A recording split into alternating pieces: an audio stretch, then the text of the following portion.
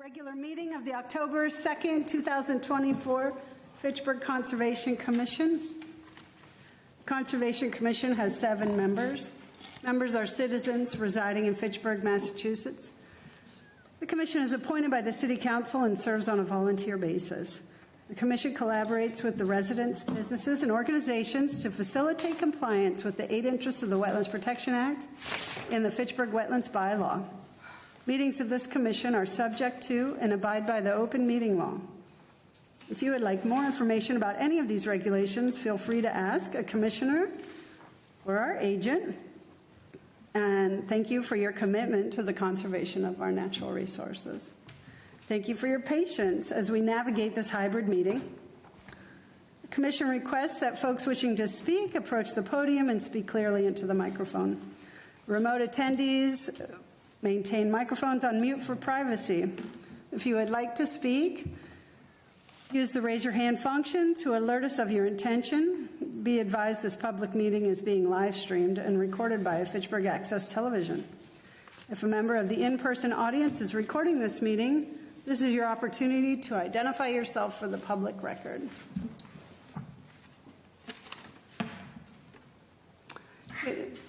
Seeing none, I'll call the roll. Commissioner Peltier? Here.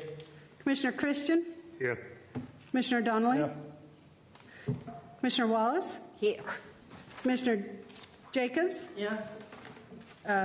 Looks like Commissioner Tantanaro, I think he had a conference he was at. Yes. Commissioner Sarefield in attendance. Let's do the Pledge of Allegiance. I pledge allegiance To the flag of the United States of America and to the republic for which it stands, one nation, under God, indivisible, with liberty and justice for all.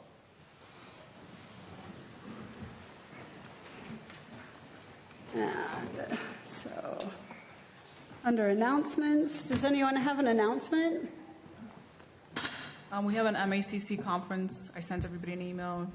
If anybody wants to register, I think the public can register too. You just have to pay. It's happening October 19th, I believe. Also, the Conservation Commission is accepting applications for associate commissioners. If any member of the public would like more information, please let Lynn know. Let's see.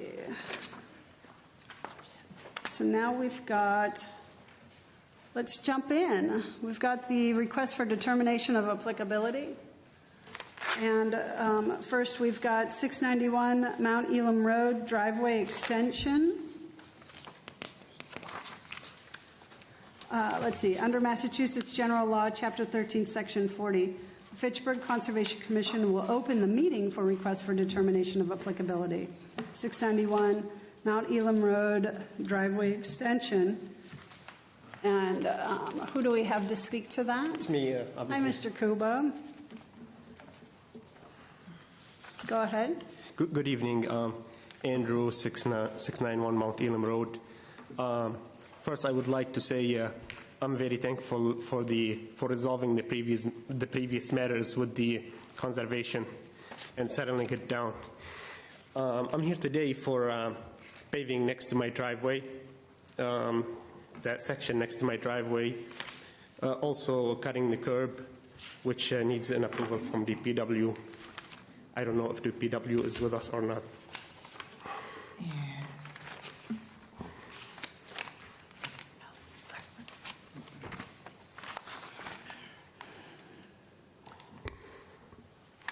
Thank you, Mr. Kubas. Have you been on site? Yes. So I drove by the site. I actually drive by it every day. And for the expansion, I just want to know, my questions for Mr. Kuba were, you want, the area size is 38 by 14, but how much of an extension do you want on your driveway? I know curb cut, you're opening it up to 36. It's not jurisdictional to us, but those are the limits within the city bounds. Yeah, they say that the law allows with a maximum of 36 feet. I wanted a little bit more than 36 feet, but I don't know if, and I don't think they will issue any variance for that. But if they don't, I would like to go within the law of 36 feet of cutting the curb, total driveway width.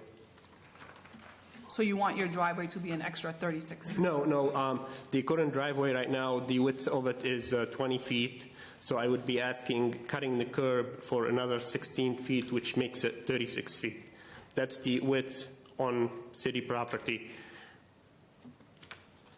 The driveway, the city property, to get into your property, there's city property, and the total width is allowed 36 feet. So my question was just that, on the plans that you submitted, we have the extension from the fence, existing 8-foot fence, and then the 36-foot curb cut, but we don't have the actual, it says 18 feet from the new curb cut to the end of the proposed driveway. I just want to make sure that that's correct. 1 second. Herlin, on the RDA, page 2, Mr. Kuba has a paving area next to the driveway located on the plot plan. Area size is 38 by 40.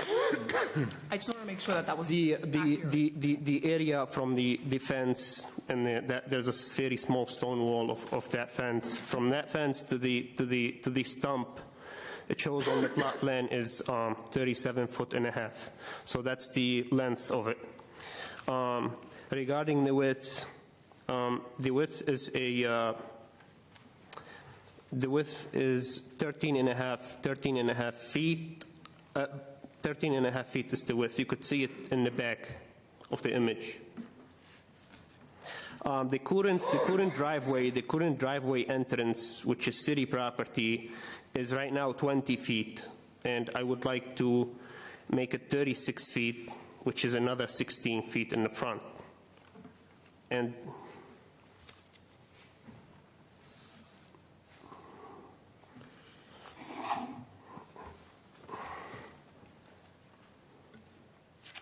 So he's going here, and this is going to be additional impervious area.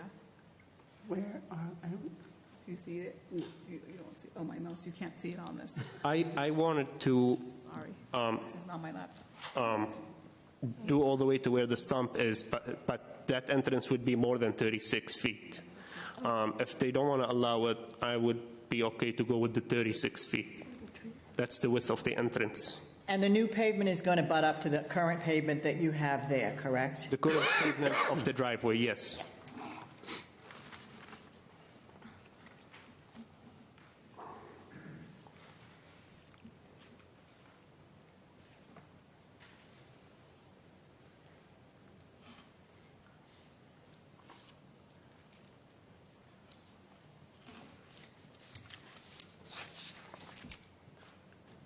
If there are no Yes. other questions by any of the commissioners, I would be in favor of making a motion to issue a negative determination with conditions that you have to have erosion control measures around the new area while you're working.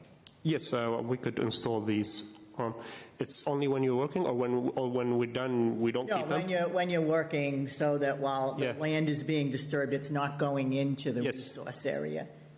So that is a motion on the floor.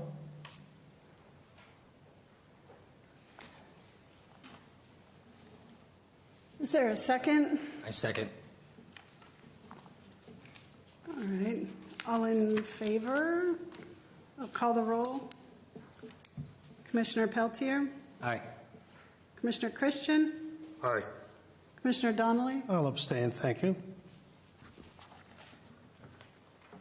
Commissioner Wallace, Aye. Commissioner Jacobs, Aye. all right. Commissioner Sayerfield, aye. Motion passes. Thank you, Mr. Kuba. I have one more quick question. Thank you so much, but I have one more question. Last time I submitted an application with DPW online to cut the curb, which was maybe 2 years ago. They said that I need your approval, guys. And then 2 months ago, when I got my paperwork ready, I also submitted this plot plan to DPW. to, I believe, Ryan. I'm not sure if he's still with DPW. I'm hoping that he should be responding after this meeting to me on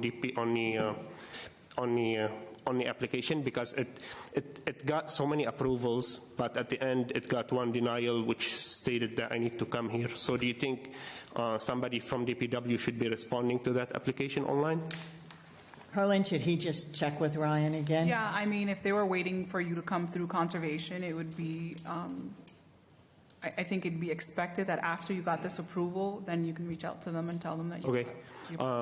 Will I be receiving any kind of paper that Yes, states an approval? you'll get the notice that this was approved. Okay. With the condition that you have to have erosion control Yes. measures while the construction is on. The erosion control is the hay in the netting, right? Whatever it's called, it's the netting with the hay in it. Yeah, the straw wattles Yeah. or the black silt Yes, fence, so you can put Yes. either one up. Okay.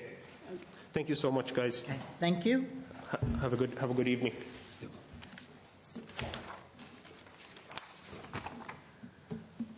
Okay. Now we've, under Massachusetts General Law, Chapter 13, Section 40, the Fitchburg Conservation Commission will open the meeting for 140 Arn-How Road, Fitchburg High School walk-in freezer.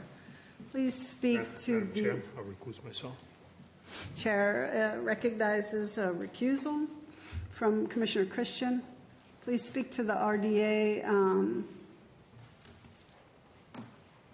Hi, yep, Jeremy Roach, Assistant Superintendent, Fitchburg School System.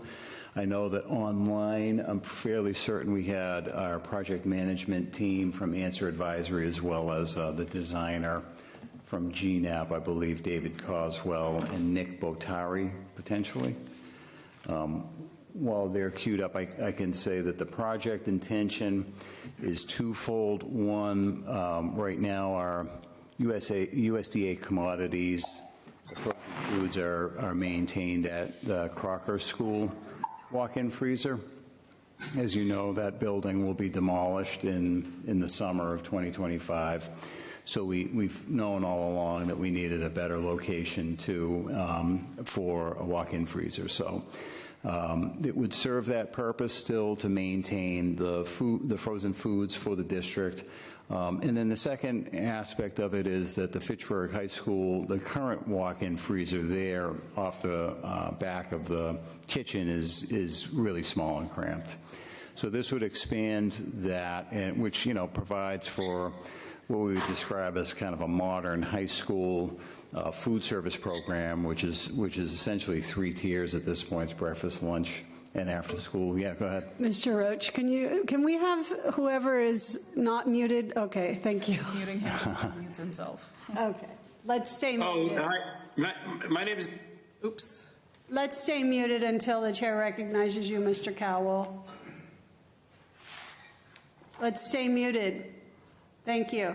Go ahead, Mr. Roach. Yep, and so I'll be very brief. Again, what it would do, it would provide additional space for the high school service, which is about 1,300 students, as well as, again, provide that location where we can use the freezer for all the schools for the food distribution for the frozen foods. And then again, the experts on the real technical aspects are here. That's the best I can do for you about that. Thank you, Mr. Roach. Thank you. So the chair recognizes Mr. Cowell. Thank you.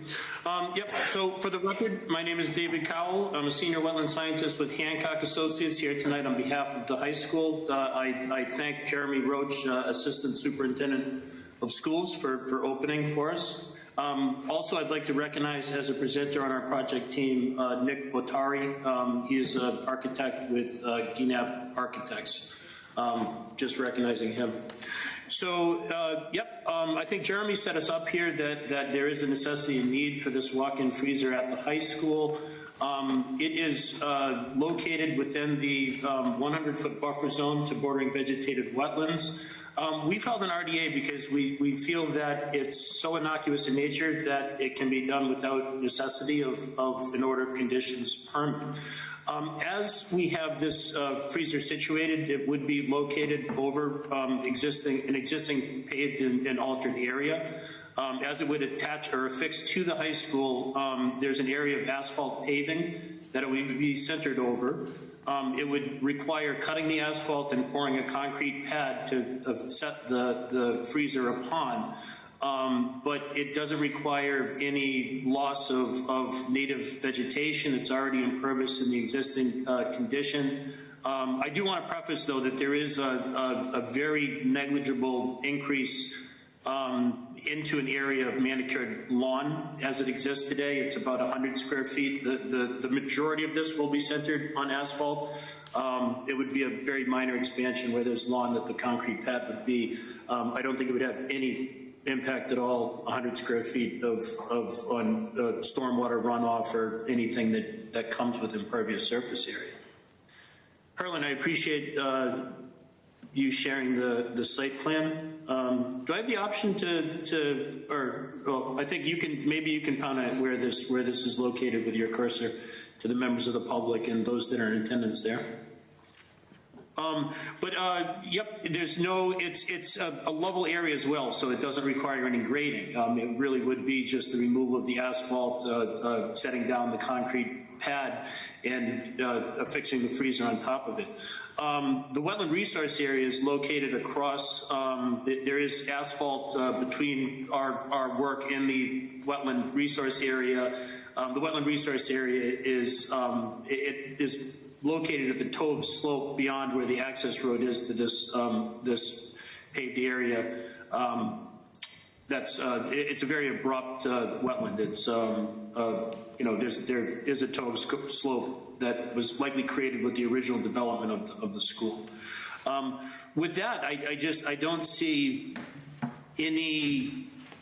I think it's really negligible in terms of risk of adverse impact to the wetland resource area for which the regulations are designed to protect. Again, there's just, it's existing altered in the location that we're putting it. It needs to be where it's located by necessity just because of how the existing building layout is. I believe where the kitchen is, that there's not really a practical alternative on the building for it to go someplace else outside of the buffer zone. With that, I would turn it over to the Conservation Commission. If you guys have any questions for us, we'd be happy to answer them in deliberation of this deliberation. Thank you, Mr. Cowell. Mr. Bottari, did you have anything to add? I would just like to thank the board for their time. I'm just adding to what David's saying, but there was, an analysis performed on the property. There's no certified or potential vernal pools in the area. There's no areas of critical environmental concern within the subject property, so we're respectfully requesting a commission consider the issuance of a negative determination based on these criteria. Thank you, Mr. Bottari. Do we have any commissioners that have questions? Do you have any comments? I also went on this site, and I think I first spoke to Mr. Cowell, and honestly, my biggest concern was erosion control measures and where they were going to put a dumpster. That's the reason for the filing of the RDA. I think the project is beneficial to the school, so it's not something that we want to give them a hard time with. Harlan, is the placement of the dumpster something you want to condition? Should we do that? Yeah, I would recommend that the commission ask that if we can get a layout of the dumpster. I think Mr. Cowell did say that they were going to stage it near a parking area that's behind. Correct me if I'm mistaken, but there are some spaces, is it behind the school somewhere, that they have accessibility to put a dumpster and basically just erosion control measures. So dumpster placement approval required by the conservation agent prior to Commencement of work. installation. Okay. Yep. So if we have no other, and if anybody else doesn't have any comments, then I would make a motion to issue a negative determination with special conditions to provide erosion control measures, and that the dumpster placement must be approved by the conservation agent. Seconded. We have a second. Okay, I'll call the roll. Commissioner Peltier? Aye. Commissioner Donnelly? Aye. Commissioner Wallace? Aye. Commissioner Jacobs? Aye. Commissioner Sarahfield, aye. The motion passes. It's a negative determination. Thank you very much. Appreciate your time. Thank you. Mr. Rhodes. Have a great Yes, night. thank you for your time. Thank you, Mr. Cowell and Mr. Batari. Thank you.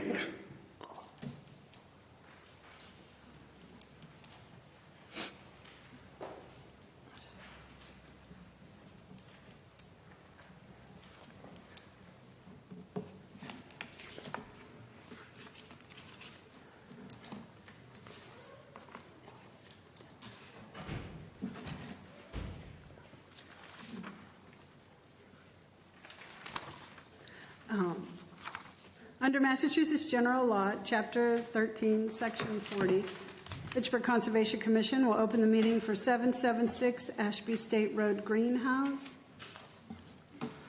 And speaking to the request, Hi. For the record, Mark Mazinski, MJM Construction. We're the one pulling the permit for it. okay? Go ahead. So on the southern side, so we're removing the existing greenhouse to put in a larger greenhouse. On the southern side of it, we have a resource area. The intent is to put silt fence along that southern side during the construction process to protect the resource area.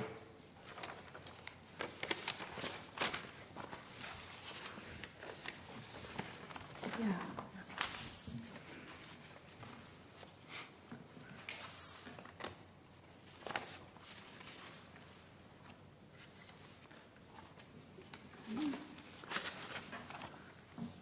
Do we have any commissioners with questions for Mr. Mashinsky? And Mazinski. Mozinski, sorry about that. I apologize. Can you say it again? Yeah, Mozinski. Mozinski, okay.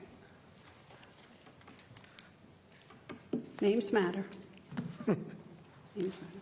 Any commissioners have questions or comments? Mike, do you have anything? So there was a bit of discussion about moving the greenhouse over to the northern side of the property. He has a large backyard, but the management of his other business is better suited away from the resource area than the greenhouse. The greenhouse is better suited in that location rather than shifting it away from the resource. And can I just ask, what size is the current greenhouse that is being replaced? I know we know the new one is 40 by 80, but... No, the old one was 25 feet by 50 feet, and the new one is 24 feet by 84 feet. Okay. So it's 1 foot wide or smaller on the width and 30 feet longer in the length. Okay. Thank you.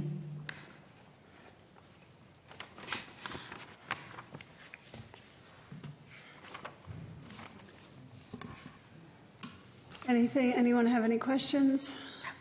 Do we have any conditions for this? Yes, so I would make a motion that then we issue a negative determination for this RDA, but with conditions that erosion control measures need to be in place prior to construction and during construction. Absolutely. Second. Second that? Okay. So we have a second. I'll call the roll. Commissioner Peltier? Aye. Commissioner Christian? Aye. Commissioner Donnelly? Aye. Commissioner Wallace? Aye. Commissioner Jacobs? Aye. Commissioner Sarahfield, aye. The motion passes. Thank you very much. It's nice to see you. Nice to see you, and thank you for your time. Thank you. You got pumpkins over there right now, right? We do. Now's the The time to season's buy coming pumpkins. quick. Ashby State Road. Thank you.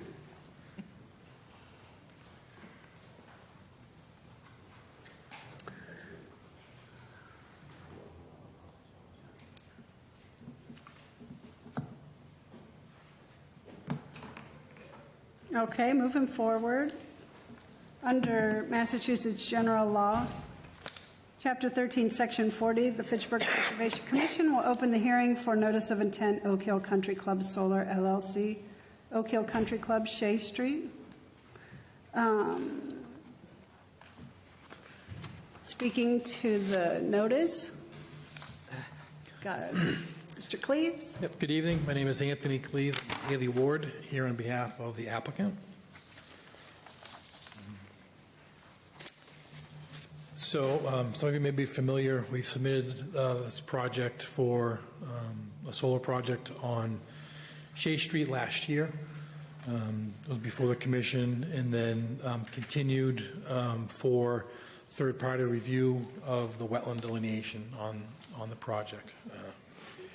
So since that time, the third-party review had taken place, but due to some of the changes of the commission members, we had to re-advertise and re-notify the abutters and somewhat kind of reset, as I believe Herlin had mentioned last time, kind of reset the timeline in the project. So I'm happy to go through in any detail of the project again. If you want to bring up the plans, that's fine.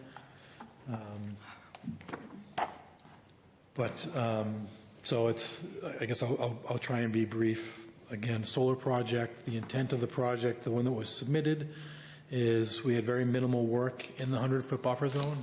All the panels were outside of the buffer zone. We had some minimal clearing to cut down some trees to reduce some of the shade on the panels. Since that time, again, through the process, third-party review, LEC is who the commission acquired to have the third-party review, and it took some time to get through that with some of the winter conditions and whatnot, so it's taken a little bit to get to this point.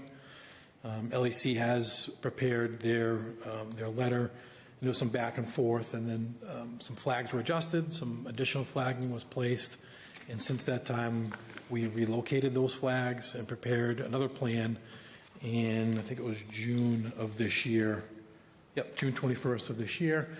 And as you go through the letter, I believe LAC concurred with that plan that we, with the located wetland. So I believe the point that we're at in this part of the project is to hopefully have a delineation that's acceptable to the Conservation Commission.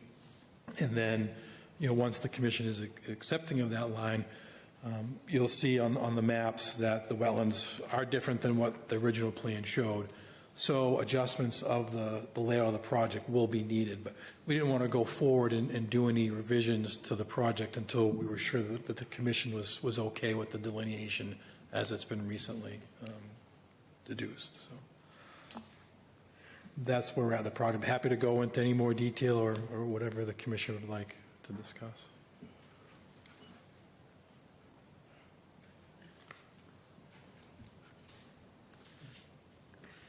Okay. Thank you, Mr. Cleaves. Yeah, thank you. Let's open the floor for public comment. Would anyone like to speak in favor of or against this hearing, or would like to request more information? Counselor, please state your name and address for the record. Good evening. Andrew Kuchar, Ward 3 City Councilor, 64 Farmer Ave. I am speaking on behalf of my residents on the Shea Street as well as the surrounding areas. The City Council is taking steps to rezone these large-scale solar projects.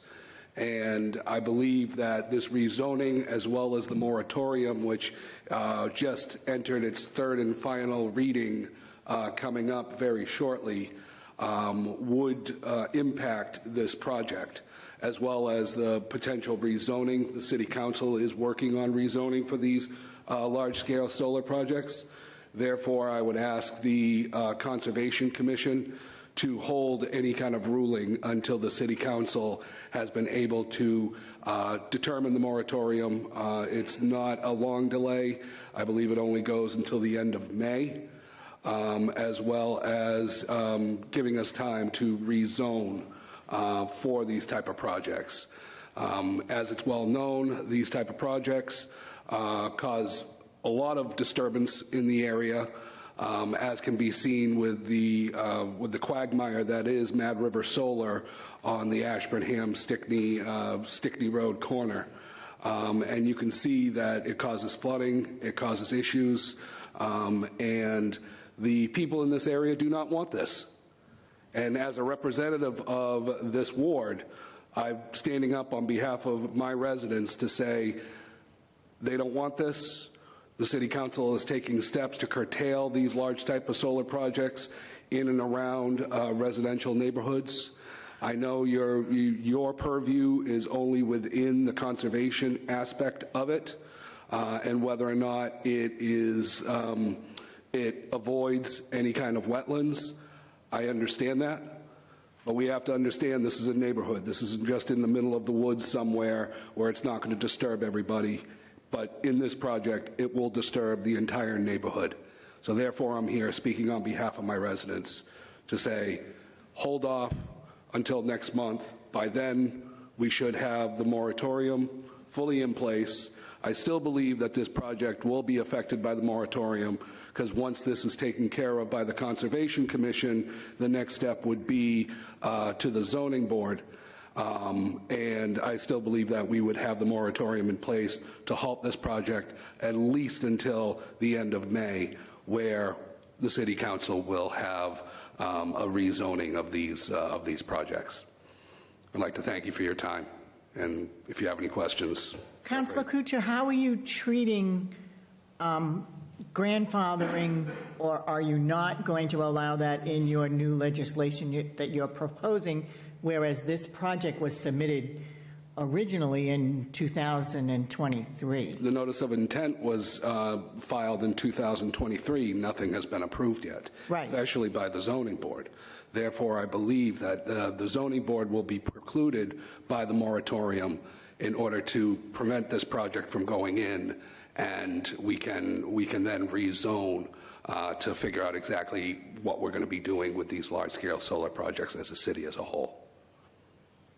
All right, so in our case then, I don't know our legal issues, but we have an open hearing that we can proceed with, because we can't, I mean, unless the applicant is agreeable to a continuance, which we may need to do anyway because we're still waiting for some additional information, but we cannot continue our hearing based on pending legislation. I do not. Well, if you're still waiting for information from the applicant without that information before you, it would have to be continued anyway. Exactly, but that would be for us proceeding on our normal path, not necessarily. And by that time, the moratorium will be in place. And then we'll have to see who has jurisdiction and how all that fits in. Yeah. Yeah, I mean, if I may, I agree. I don't think you can continue the meeting to allow the city to try and stop a project, is basically what I'm hearing. But we're not going to, we're not continuing the meeting because of that. You have to continue it anyways. Right. So, I mean, I think I just wanted to kind of make that. I should have made myself more. It's okay. No, thank you for your comments. But I want the Conservation Commission to understand that the City Council is moving forward on a moratorium in the rezoning. Thank you, Councilor, for those notes from the City Council. Thank you.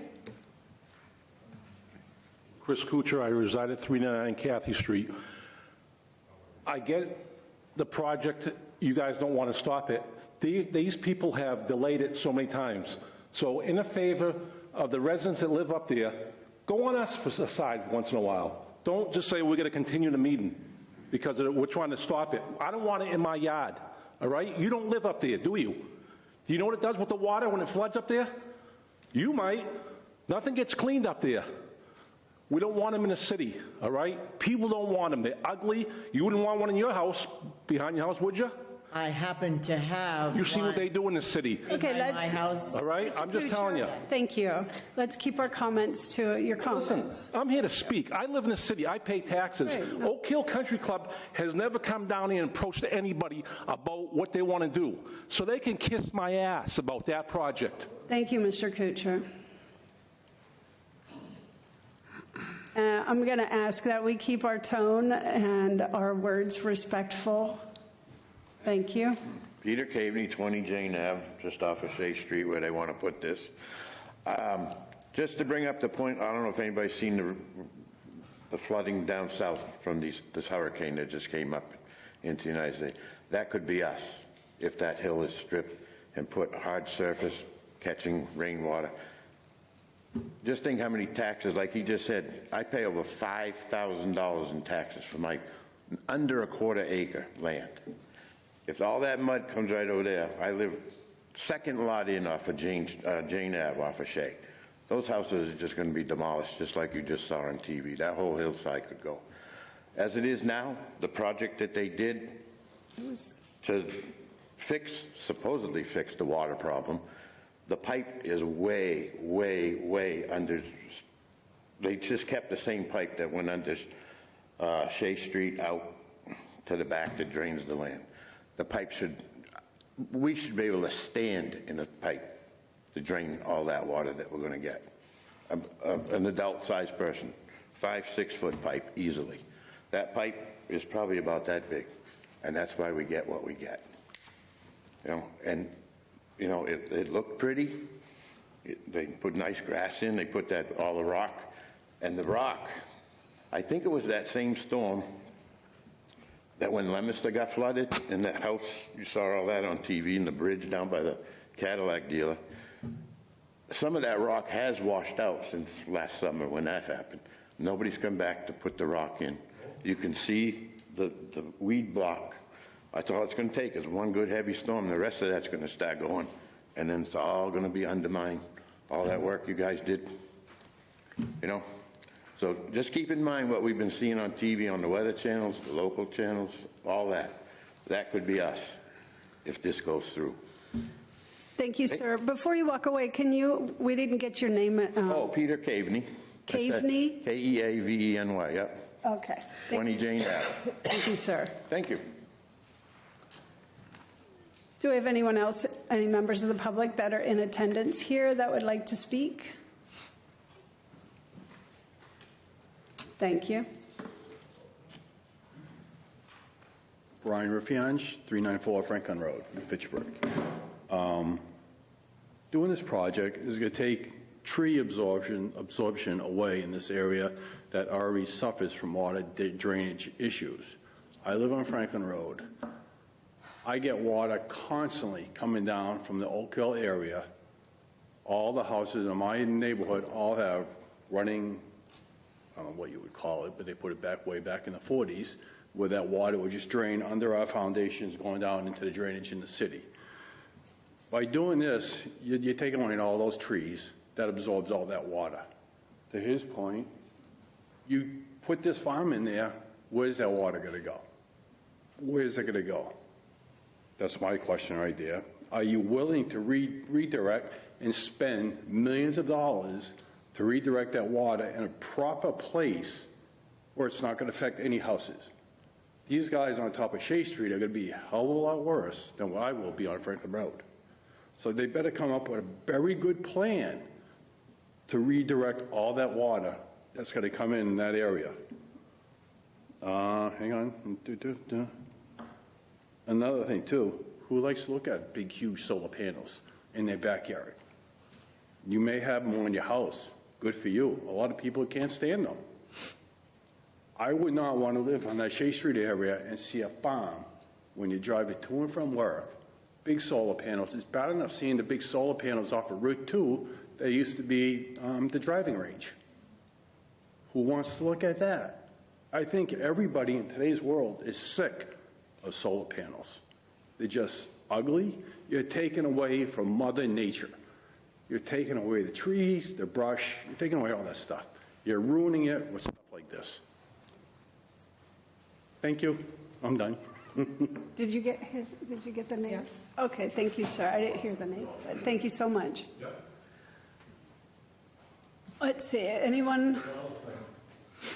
Now, Mr. Kuchar, you need to keep your language civil. Well, listen, There's no reason to be swearing. No one's swearing at the you. city should fight for the residents. In this city, I see so much people try to do stuff and everything, planning board, council, they always get, that's why you're losing stuff in Fitchburg. What do you got on Main Street? Nothing. Espresso's Pizza. People don't want to do business here, just to let you know.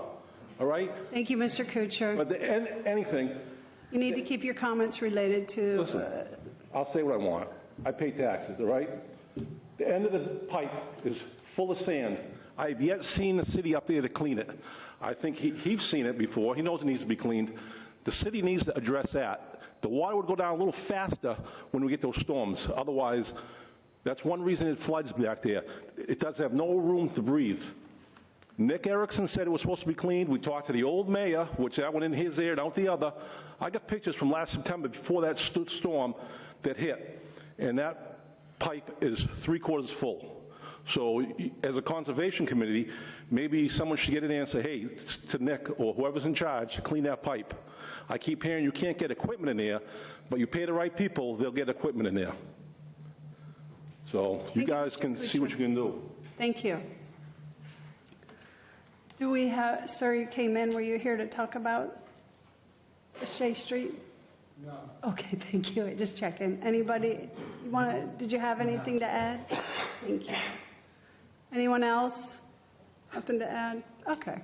Do we have anybody any visitors online that would like to speak? See, the chair recognizes Christine Yadlin. Yes, hi, this is Christine Yadlin. I live at 351 Cathy Street. All of my neighbors are against the solar farm. There's already massive flooding.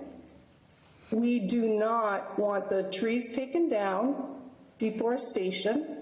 There are hundreds of different animals living in those woods, bald eagles, bobcats, bears. Where are they going to go? I had a bobcat in my backyard.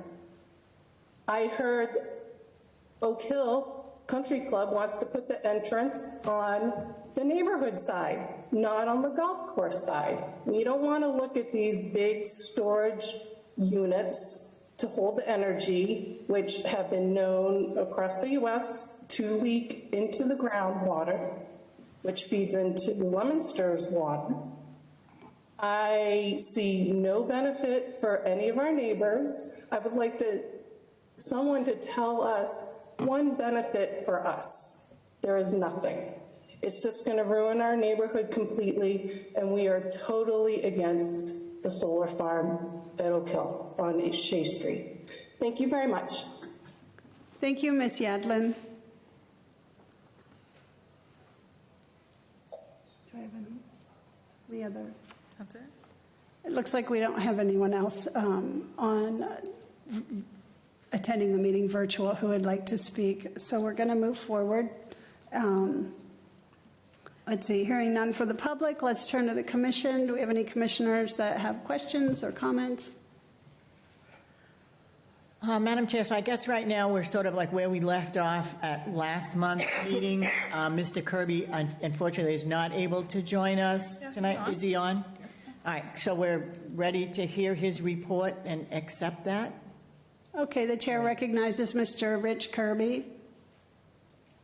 Hey, good evening, commission members. Rich Kirby from LEC Environmental Consultants. I had gone through and presented the results of our report at the last meeting, but I'm happy to overview that again tonight if the commission likes. We began our peer review of the wetland delineation last winter when following the application was filed and the commission voted to hire a peer reviewer. So I was out there personally on November 29th and December 8th with professional wetland scientist Mary Ann DePinto, who delineated the wetlands on behalf of the applicant. Mary Ann had delineated a bordering vegetated wetland, And it became clear pretty quickly that the wetlands on the site appeared to be more expansive than what was delineated and shown on the plan. However, because of the time of year, it was very challenging to make a clear and concise determination as to where the actual boundary was. As the commission members know, and perhaps members of the audience may like to know, the way that you delineate wetlands in Massachusetts, you're looking at the plant community composition and you're looking at the soil profiles. Using a handheld auger, we'll evaluate the upper 2 feet of the soils or so. So there's a list of all the plants that grow in Massachusetts, and each one is given a wetland designation or an upland designation. And if you have more than 50% wetland plants, you have a wetland plant community, and that is the first criteria you need to have a wetland.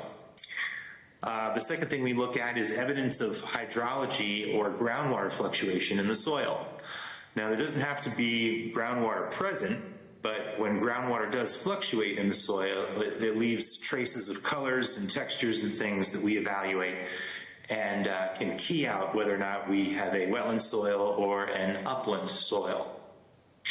So as we reviewed this line, there's the obvious wetland, and then there's the obvious upland, and then there's a broad transition zone separating the two. And that transition zone is what we were struggling to navigate given the time of year. Many of the ground cover vegetation was dead or dying, obviously with the coming of the fall into the winter months.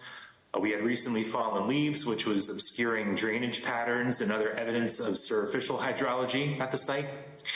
So we decided that it would be best, or I decided it would be best if we waited until the growing season to really get in there and take a look at the site when ground cover plants were visible. We had just gotten through a wet spring, so the drainage patterns on the site would be evident. So we were out there on June 7th, 2024, again with Mr. Pinto, and this time also joined by former wetlands review analyst, Mass DEP wetlands review analyst, Gary Domain. So on June 7th, things were much more clear. We hung a lot of flags, established and set a lot of flags along the way. Significantly more wetlands were delineated. The bordering vegetated wetlands were expanded significantly, and we added 4 isolated vegetated wetlands, which are not jurisdictional at the state level, but they are jurisdictional at the local level under the Commission's wetlands ordinance. All those wetland flags were survey located and added to the wetland delineation map plan as prepared by the applicant. We reviewed that plan, and everything seems to be in order based on our observations in the field and the notes that we took. So at this point, I am satisfied with the delineation as it is shown on this plan. I do not believe there's room for there's little, if any, room for further interpretation of additional wetlands on the site. As far as the wetland delineation is concerned, I think it's accurate. I believe it's accurate. Thank you, Mr. Kirby. Of course. Okay. Commissioner Mr. Cleese, Jacobs? do you have any comments or questions about the new delineation? No, excuse me, sorry. Nope, I mean, we were involved in the sense that we located the new delineation that was worked out. We're not going to contest any of that. That was the whole point of the third-party review, is to come to a consensus so that we continue on the process. So, do we need a motion to say we accept the review? Yes. So a motion to approve the third-party review presented by Mr. Kirby. Second. Okay, we have a motion and a second on the table to approve. Commissioner Peltier? Aye.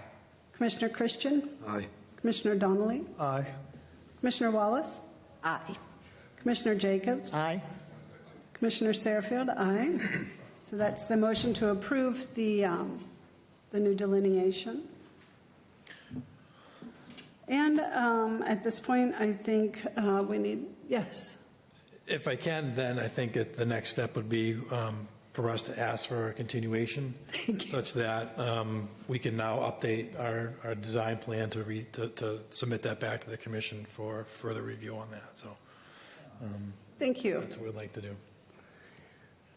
Can I have a motion and a second to continue this hearing? Motion to continue. Okay. Second. And a second, we have a second? Yep. All right, I'll call the roll.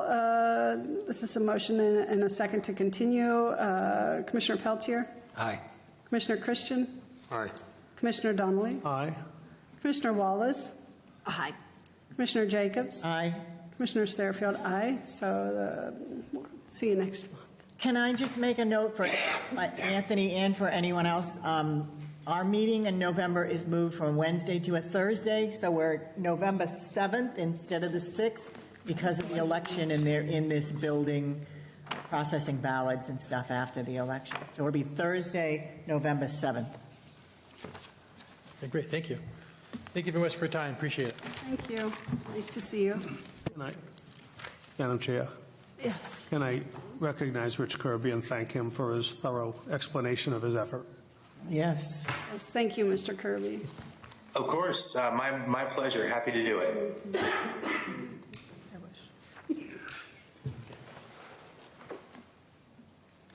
Okay. And Patrick is here.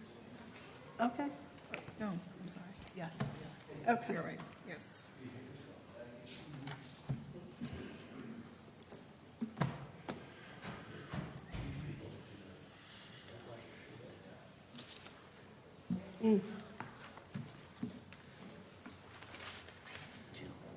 Okay. Moving on. Under Massachusetts General Law, Chapter 13, Section 40, the Fitchburg Conservation Commission will open the hearing for notice of intent, AG Dream Flip LLC, single-family dwelling, Fairmount Street, Lot 1. And there was a request to continue. Yes, the applicant requested a continuance to our November meeting. Okay. So can I have a motion and a second? So, Madam Chair, just for the other commissioners also, I was pretty adamant last month about that this applicant needed to come back to us because we hadn't seen them or hadn't heard anything since June.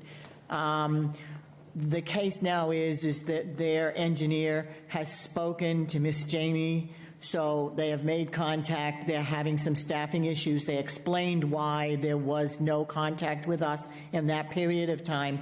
So my concerns have been somewhat alleviated as to why we've not heard from them since June and would proceed with a continuation.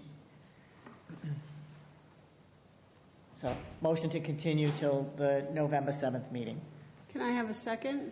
Second. Okay. Let's see. So I'll call the roll. Commissioner Peltier? Aye. Commissioner Christian? Aye. Commissioner Donnelly? Aye.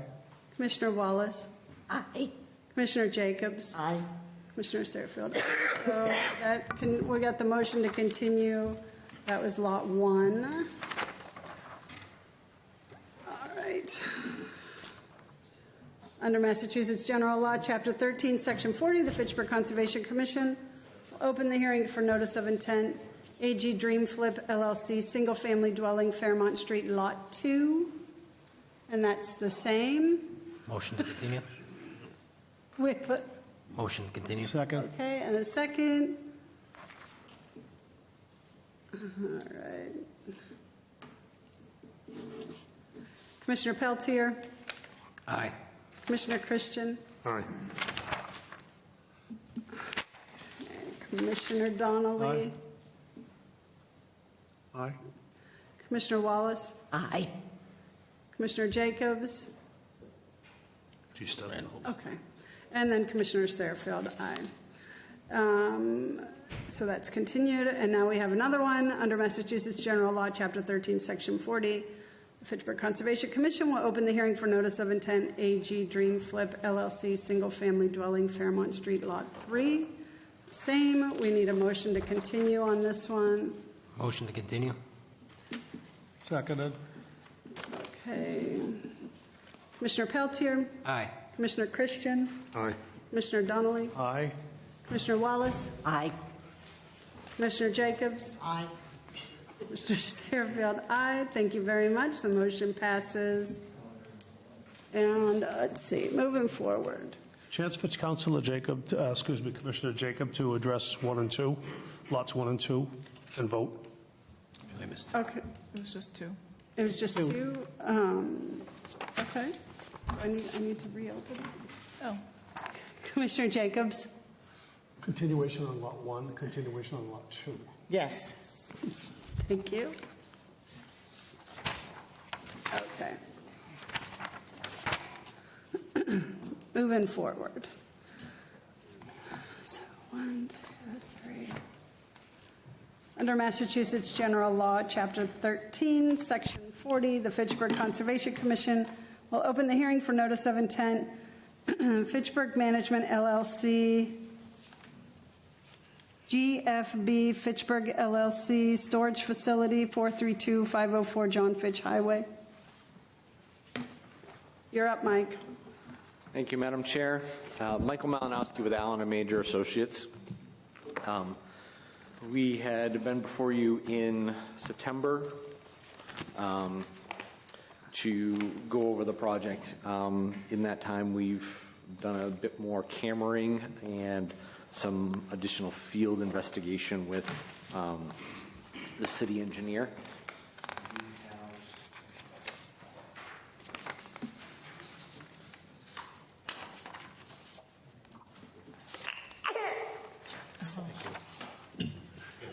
Thomas's baby. Oh. Thank you. I don't like that part. Thank you.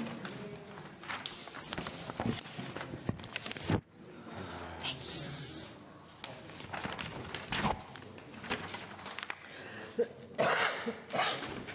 Well.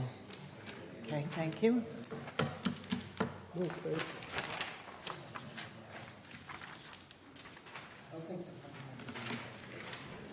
Thank you, sir.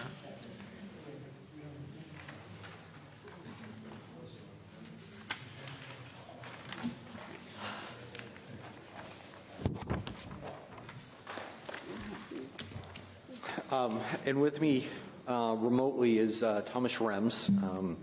He is with the True Storage folks, the builders. He has also been on site performing a lot of the sort of cleanup out there. Based on our last discussions, we had also received a draft order of conditions. The blow-up plan, if Tom can bring that up.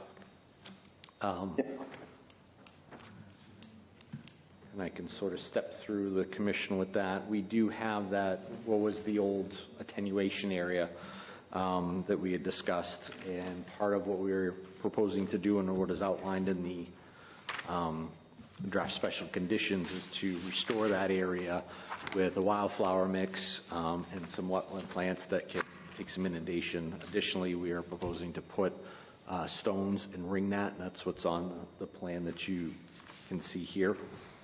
That sort of outlines our discussions from last week. Additionally, the contractor had been out to investigate the drain line that services the catch basin that's behind the Roldstow Bank, goes towards the brook. Tom does, I think Tom's got his, I'm not sure Tom can present. But we did excavate that area, and the blockage that had been shown in the video that Ryan had noted wasn't caused by us. We actually found that there was some sort of repair that had been done on that main, and there was a section of pipe that was replaced. It goes from corrugated metal pipe to corrugated metal pipe, and there's a piece of PVC in the middle that goes up and over a sewer line that's in there. So Tom and his group had excavated that area, and that was within the disturbance of that basin to try to figure out how we can correct that and actually get it to flow. That was part of what the video camera was seeing, is there was an actual obstruction in there from the pipe going up and over, as you can see in the pictures here.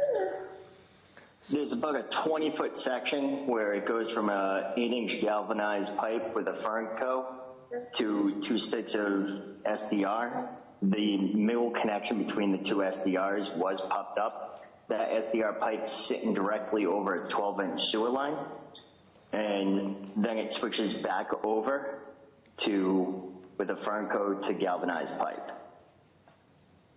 There is a small section where there's a 1-inch conduit going from light pole to light pole, but that's on top of the galvanized pipe by about 4, maybe 6 inches, that's undisturbed underneath, and then it carries on.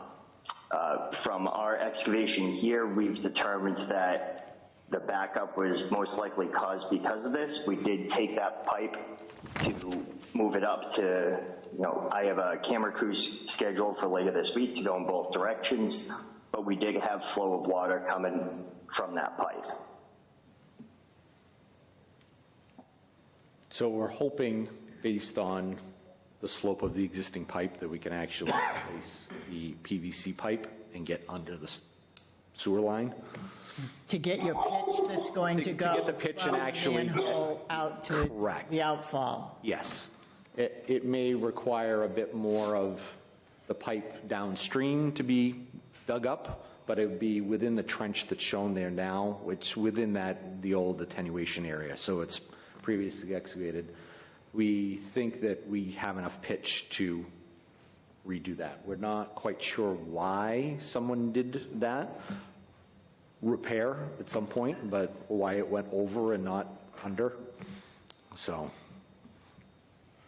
but that's most likely what's causing part of the issue with that catch basin. So do you expect that you will have to change that outfall on? No, probably not to get to the outfall. I think we have enough pitch between the catch basin and the outfall that to repitch it. That we will basically be able to repitch it just this side of where the excavator is. So will still be probably 100 feet plus from the outfall. So to the draft of order of conditions, then we can add another condition that this, do we want to number that? Is that going to be like outfall number 1 and that manhole number 1? So we'll know on the plans which one we're talking about. And that has to be functioning. Yes. We can probably start. Because that's really on, when DPW was on site, that outfall he considered was number 1 as he went around the property. And I think, correct. So if we call that a manhole number 1, since they're connected? Yes. Then we can reference those 2 points in the order of condition? Does that, okay? Yep, that works. Okay. So we're going to, in addition to the draft conditions that we already have, we will add another condition that outfall number 1 and drain number 1 need to be functioning completely. Does anybody else want to add any additional terminology to that?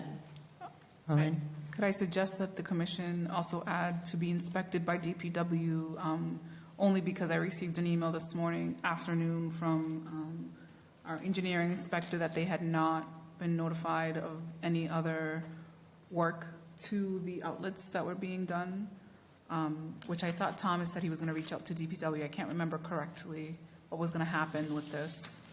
Yes, Harlan, we don't have a specific date yet with the camera and jet crew coming back.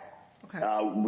I did notify you last week just to get confirmation to allow for Hookshaven to come back out to investigate this pipe because it is within the 200-foot buffer zone, and because of the cease and desist, I wanted to confirm prior to any work starting that we have allowance to investigate this pipe to move forward. All right, so there'll be 2 conditions. Harlan, the outfall number 1 and out manhole number 1 need to be repaired to function properly. And when that is either complete, DPW needs to be notified for an inspection. Correct. That'll work. Does that cover your concern there, Harlan? Yeah. Okay. Yeah. And it'll also be picked up in the as-built plan that we'll provide.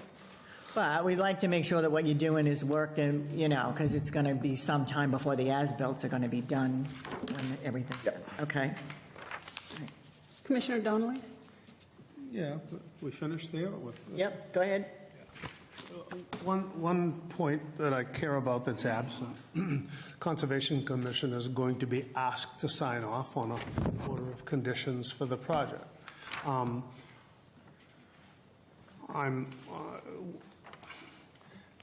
There's no assumed or presumed, I want there to be no assumed or presumed assurance that flooding will not happen after we condition this particular project. So I'm looking for language that will hold the Conservation Commission harmless for any future flooding, in spite of the fact that we're going to give perhaps an order of conditions and limit it to just our language. So I would ask, Madam Chair, that the Commission, get legal language to indemnify us, to hold us harmless for any future flooding, and either from an outside attorney or one who might happen to be here tonight. Well, we could add that, again, this would be a perpetual condition, and ask Ms. Mead to review the terminology that we would need to write that as. That's our city solicitor, Mr. Malinowski. From my knowledge and experience, we cannot indemnify ourselves. The flooding is not jurisdictional to us. They're abiding by the regulations that are stated by our zoning ordinance, which means that they do not have to provide with additional flooding mitigation because it's a redevelopment. That is it. Well, alternatively, and this isn't a threat by any means, alternatively, the Conservation Commission could deny the application because we are not satisfied with the project taking place. That's a legitimate reason to deny, that we can't assure that the wetlands are protected. Frankly, I don't care about the flooding as much as I care about breaching the bank again. It did it before. It's going to do again. They're making every effort to control what it does. But it's more the tenants or the property owner, whatever, that looks at the conservation. Well, you okayed it. You understand where I am? And I think a legal language to satisfy us is appropriate, or I may be wrong. But as I said, an attorney outside of or an attorney that's here tonight. Counselor? Yeah, he's on the phone. So, Commissioner Donnelly, can I ask then, what would you think we have not done to satisfy all that we've done that's not protecting the resource area? We're not. It's really two different things, isn't it? It's maintaining the integrity of the wetland and then flooding. Right. And when you get flooded, you're looking to blame somebody.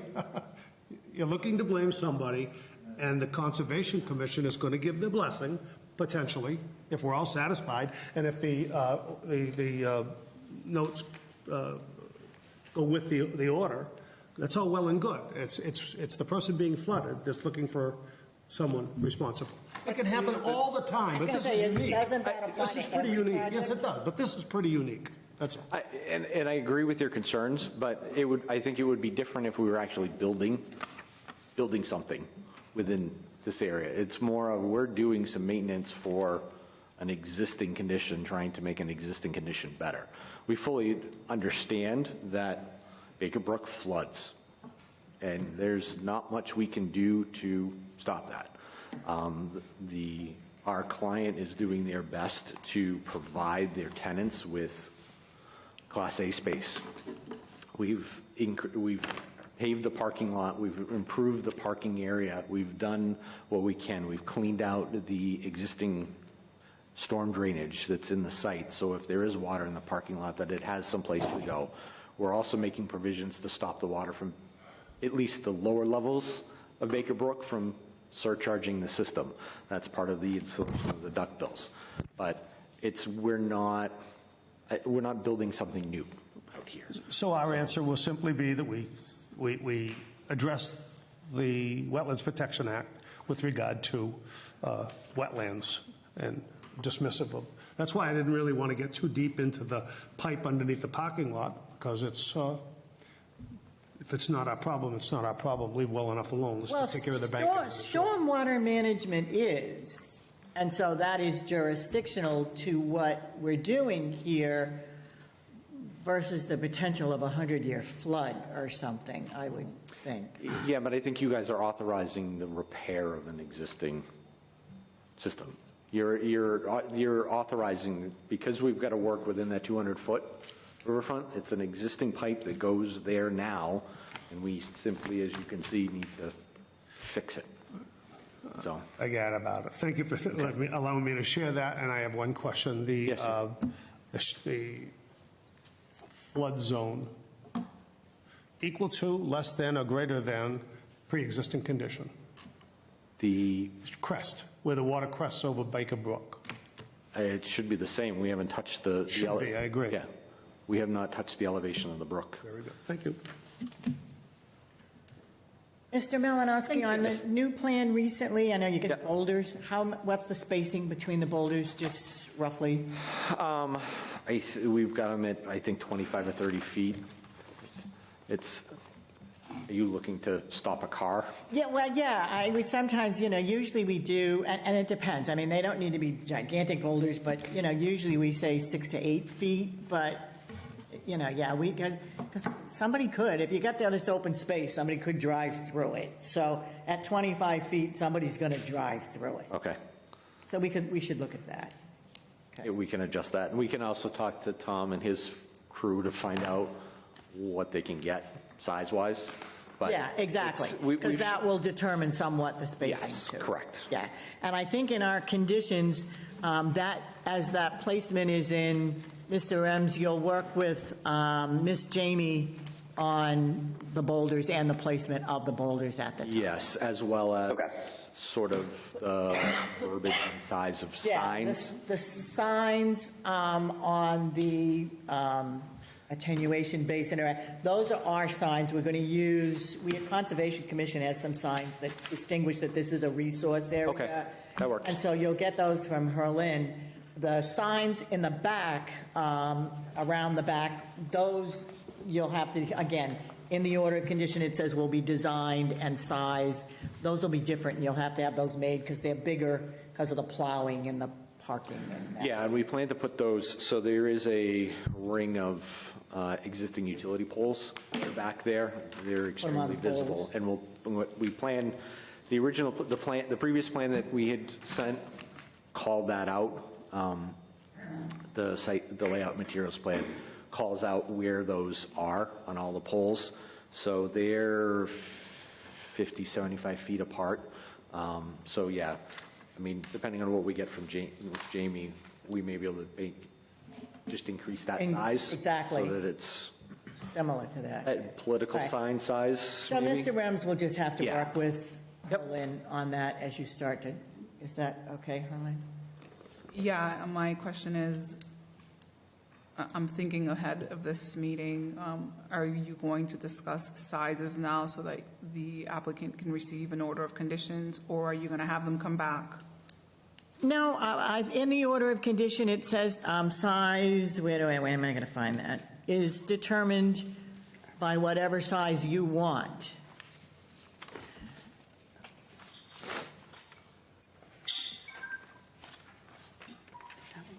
Standard street sign. Yeah. Herlin, size of the sign, number of signs, placement of the sign, and text on the sign to be coordinated with the conservation agent. Okay. So we can move forward tonight, but they'll have to come back to you for those as they're ready.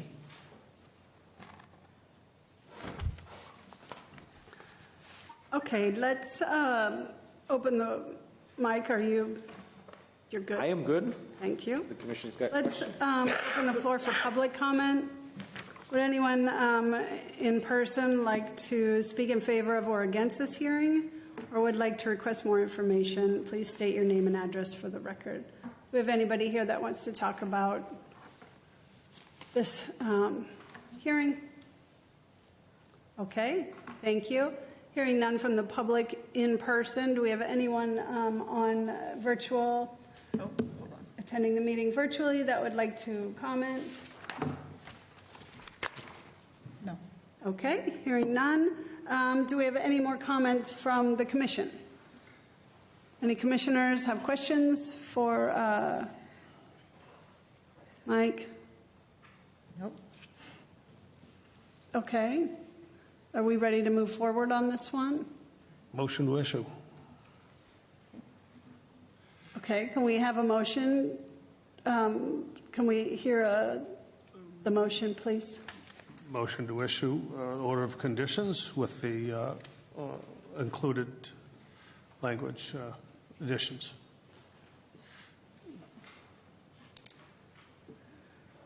Second. Okay, we've got a second, so I'm going to, thank you. I'll call the roll. Commissioner Peltier? Aye. Commissioner Christian? Aye. Commissioner Donnelly? Aye. Commissioner Wallace? Aye. Commissioner Jacobs? Aye. Commissioner Tantanarwat is not here. Commissioner Sarahfield, aye. Motion passes. Thank you, Mike. Thank you, everyone. Been a pleasure. Thank you very much, everyone. Thank you, Thomas. Mr. Remus. Thank you. Good night. Okay, let's move forward. Under Massachusetts, I don't know, general law, Chapter 13, Section 48, the Fitchburg Conservation Commission will open the hearing for notice of intent, Townsend Realty Trust, planned unit development, 4 residential buildings, 0 Townsend Street.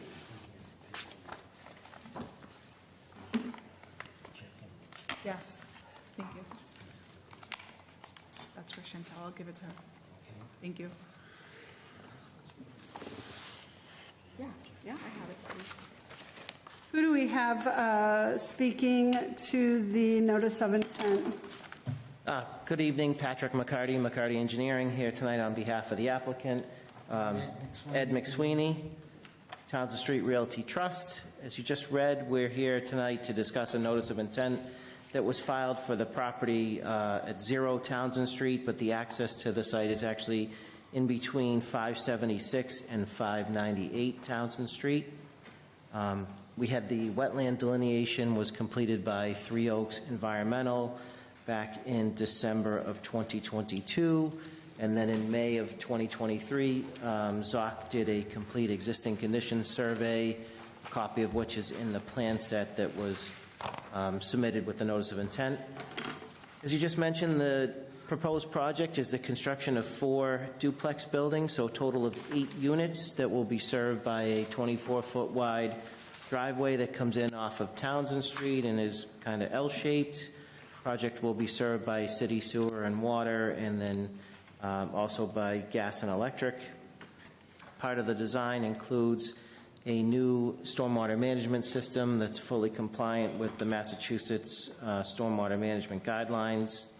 We did go out and conduct test pits to verify the soil conditions, depth to seasonal high groundwater in each location where stormwater management areas are proposed. Mr. McCarty, I'm sorry to interrupt you. Did we get our abutter notifications and all that? Yes, Ms. Jamie has. Okay, thank you. Thank you. My apologies. So we are proposing work, obviously, within the 100-foot buffer zone, which is why we're here this evening. Two full buildings and 2/3 of a third building are within the 100-foot buffer zone, as is paving of the driveway, some grading and landscaping and stormwater improvements proposed within the 100-foot. Within the 25-foot no structure, there are 2 decks proposed at the rear of 2 units that are partially within the 25-foot no structure, and we're requesting a waiver to allow that to occur. And then we do have some work proposed within the 20-foot no disturb. Jamie, Miss Jamie, I don't know, can you pull up the site plan? Did Justin send you a PDF? I'm trying. This is So before the meeting started, I notified the commission that our city is doing a system update. This isn't my laptop. The one time in 21 years I don't bring an easel. I know, I'm trying to. I will try to get it, I promise. I'm just... So if I may, I'll just lay these out on the table. If I can ask Daniel if I can share, sometimes it works, sometimes it doesn't. I have them on my screen. I'm going through the documents, but yeah. Here it is. Just the site plan, right, Patrick? Okay. Just the site Thank plan, you. right?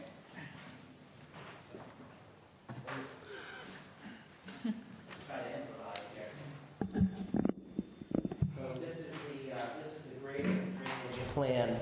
So green is the delineated edge of wetlands. Blue is the 20-foot no structure. Pink is the 20 no disturb, 25 no structure, and orange is the 100-foot buffer zone. So I'll leave those out.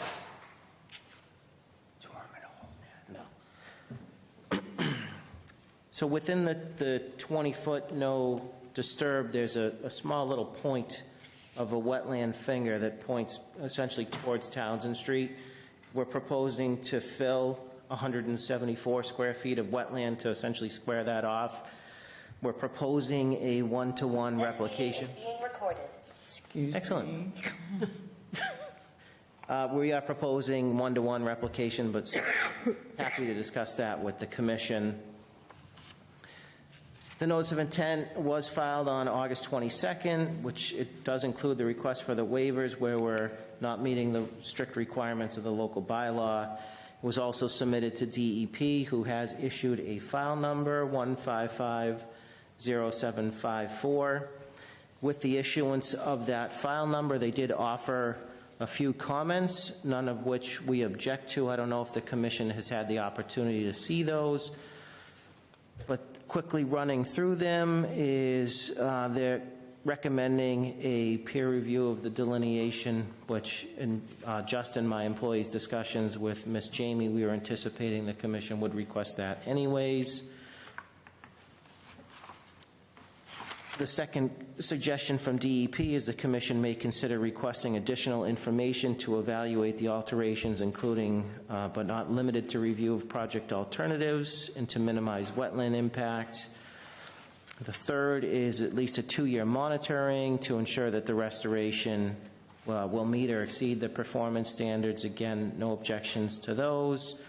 The fourth is a question on TSS removal.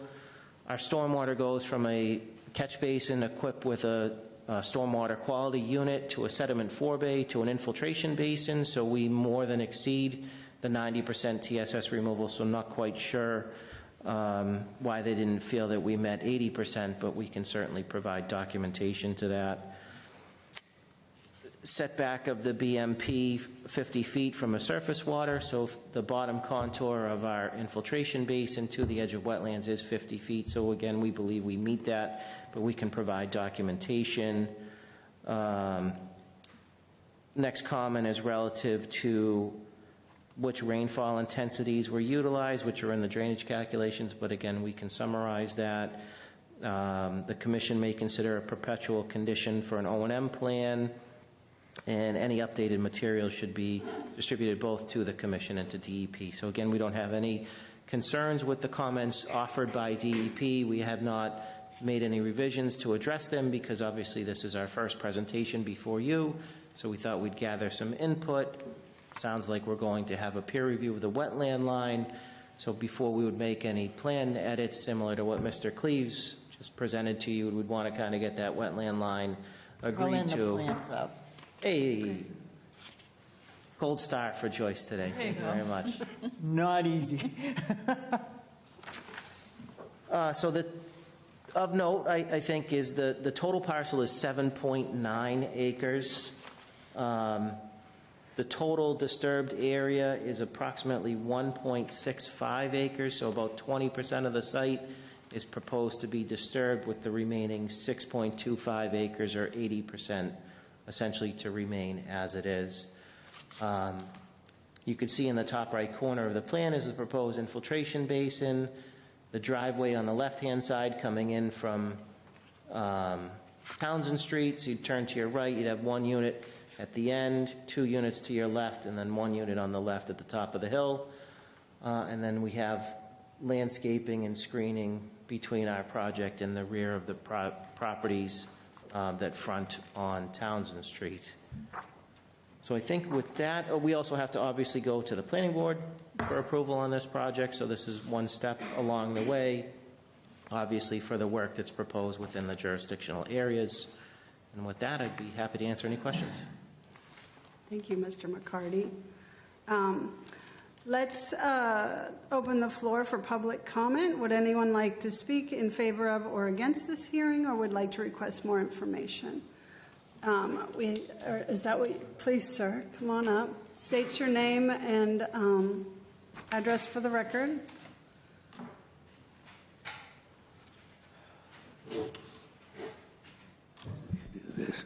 My name is Lee Achenbach, and I didn't have...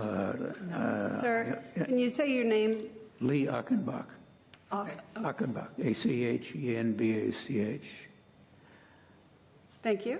Okay, I have a lot just on the north side of these things, and it has been a pleasure to live there because of the wildlife that exists. That's no longer possible if this project goes through. I have, without leaving my own property, photographed 26 different species of animals just in that small woodland. And I have 60 to 70 species of birds. And most of those I've also photographed. And probably won't be able to do that in the future if this process goes through. And I just think it should be cut back to maybe 1 or 2 of those units, maybe 0. They make me happy. But that's just a comment I have to make. And that's, any questions from you about it, I'll give you. Thank you, Mr. Achenbach. Yeah. We appreciate you coming down and waiting. Okay.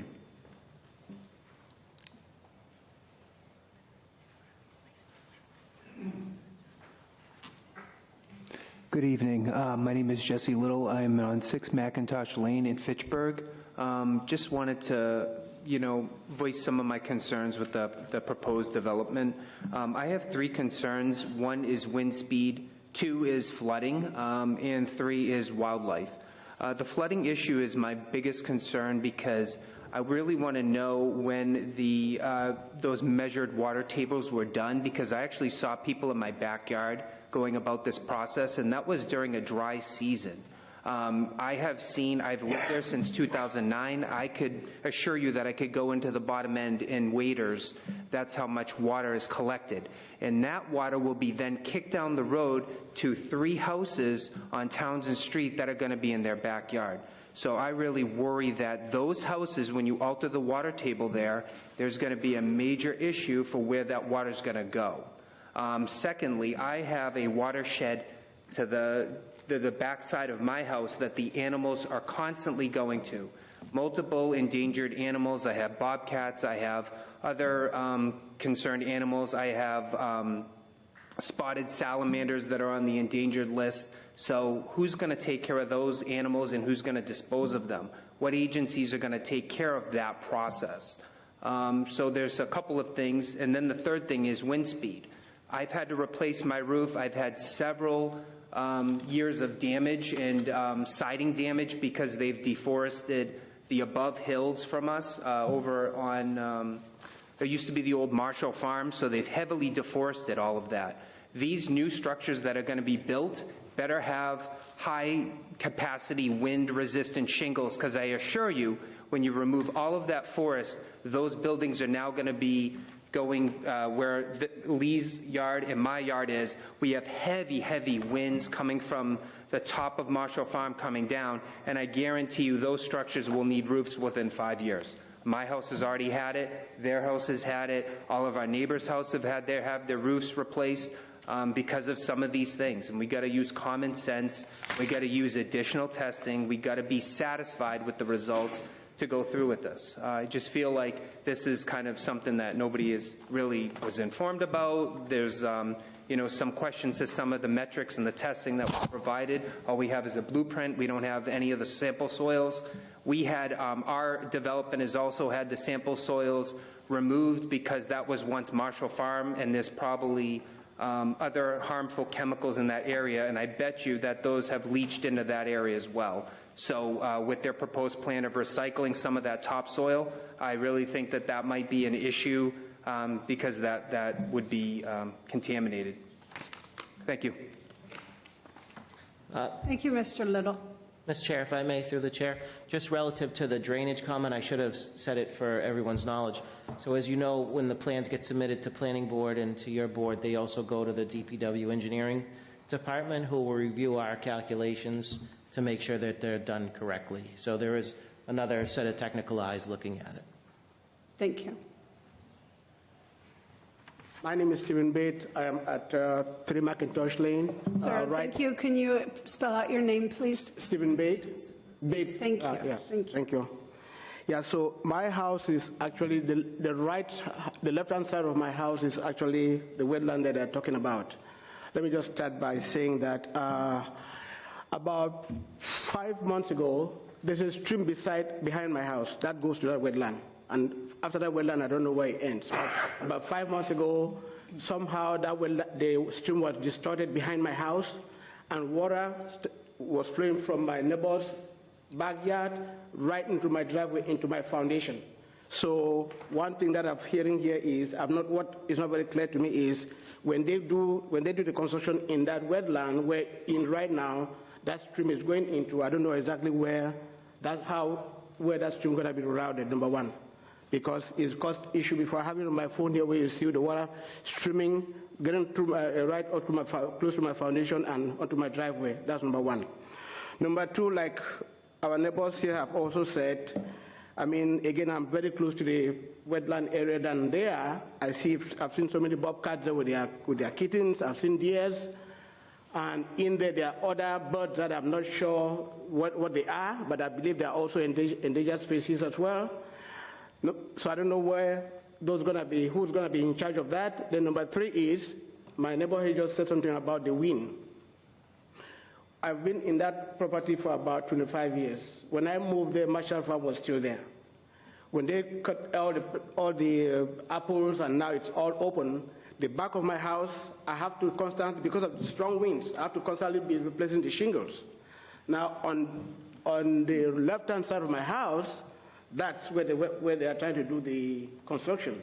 When they cut those trees there, because of the construction, I'm going to be having more problems there as well.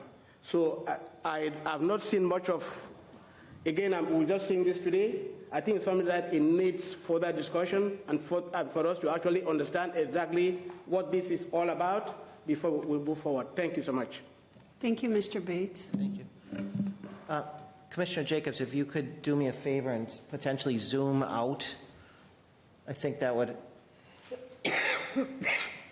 if you go back a couple, so this is zoomed in view, this only shows the essentially 1.6 acres we're working in. If you go back to the beginning, there's a sheet that shows the entire property. On this section. No, that doesn't show the development. I saw it earlier when I was flipping through the plans. Hold on.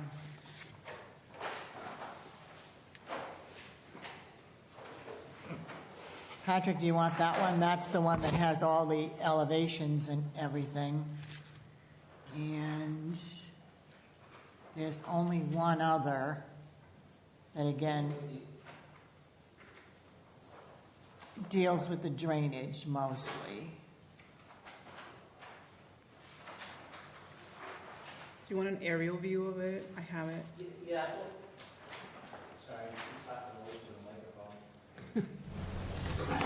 So the plan that's up on the screen now, so this is a 7-acre parcel. So it basically comes in with a stem from Townsend Street and then fans out.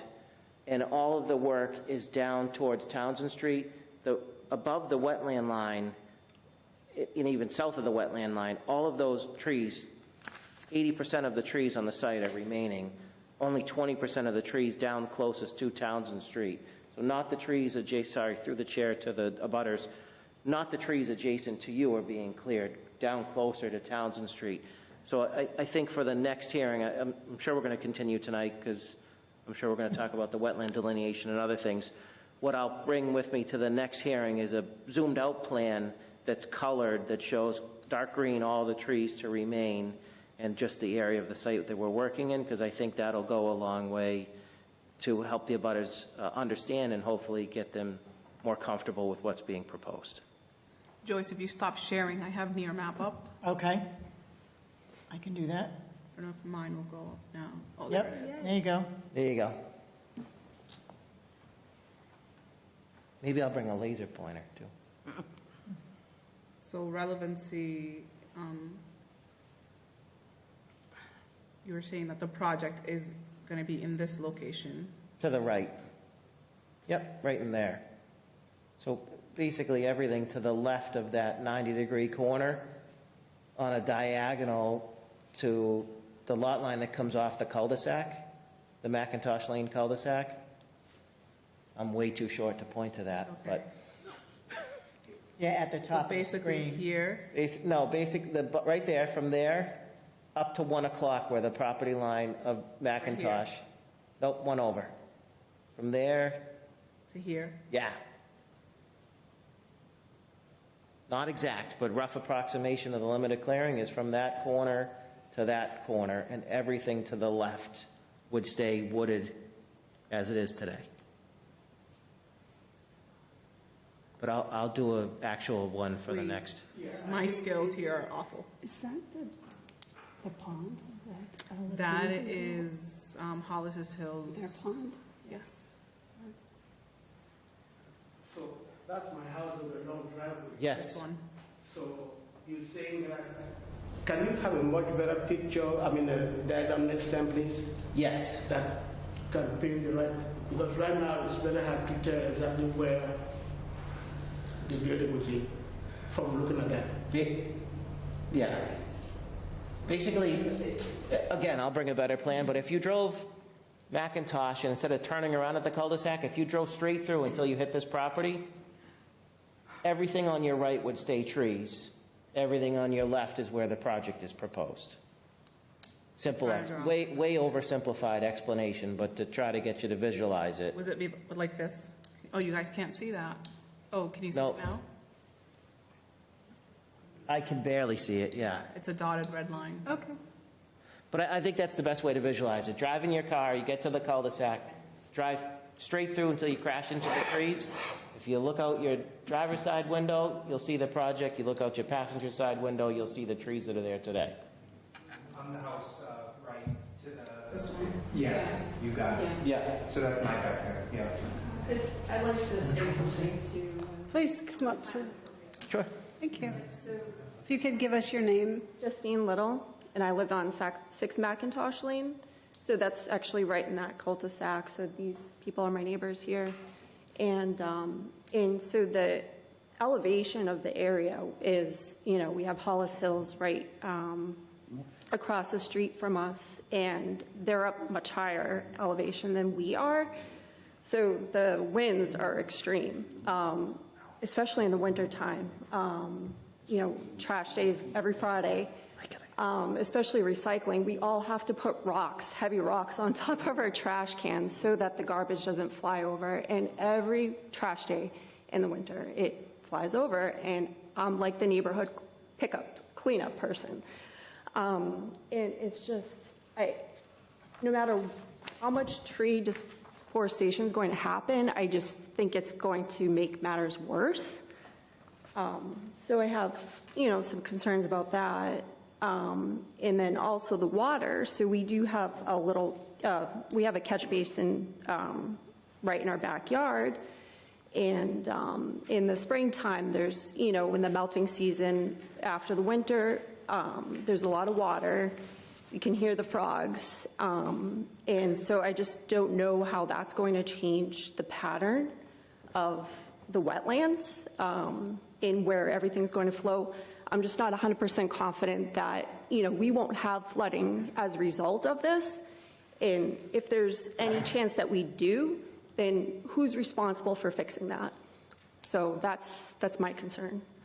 And also on Townsend Street, every winter, there's ice that freezes up from some whatever water flow it is by Townsend Road in front of, I think it's 596 Townsend Street, where the road will be, is it's a lot of ice. So there's a lot of vehicles that, we have to be very careful. So. Accidents and there's been runoff in the road. Yeah. There's been accidents that the police have had to go to because that water is flowing from that wetlands down into the road. So if you now add paving, parking lot going down there, is that going to funnel the water directly into Townsend Street and cause accidents more than it already is now? Because that's where the proposed driveway is to go to these units. And that's a safety concern for people that travel Townsend Street. And there's already been police reports of accidents right there because the ice was literally 3 or 4 inches thick. It was dangerous. Part of the road was torn up, and there was orange cones there for some time, most of the winter anyway. So oncoming traffic, you'd have to just be very careful around that bend that you don't face an accident. So those are my concerns, and I just want to be 100% confident that if there's flooding, I don't want to have to spend additional money to somehow figure this out and resolve it. That's all I have to say. Thank you. Thank you so much.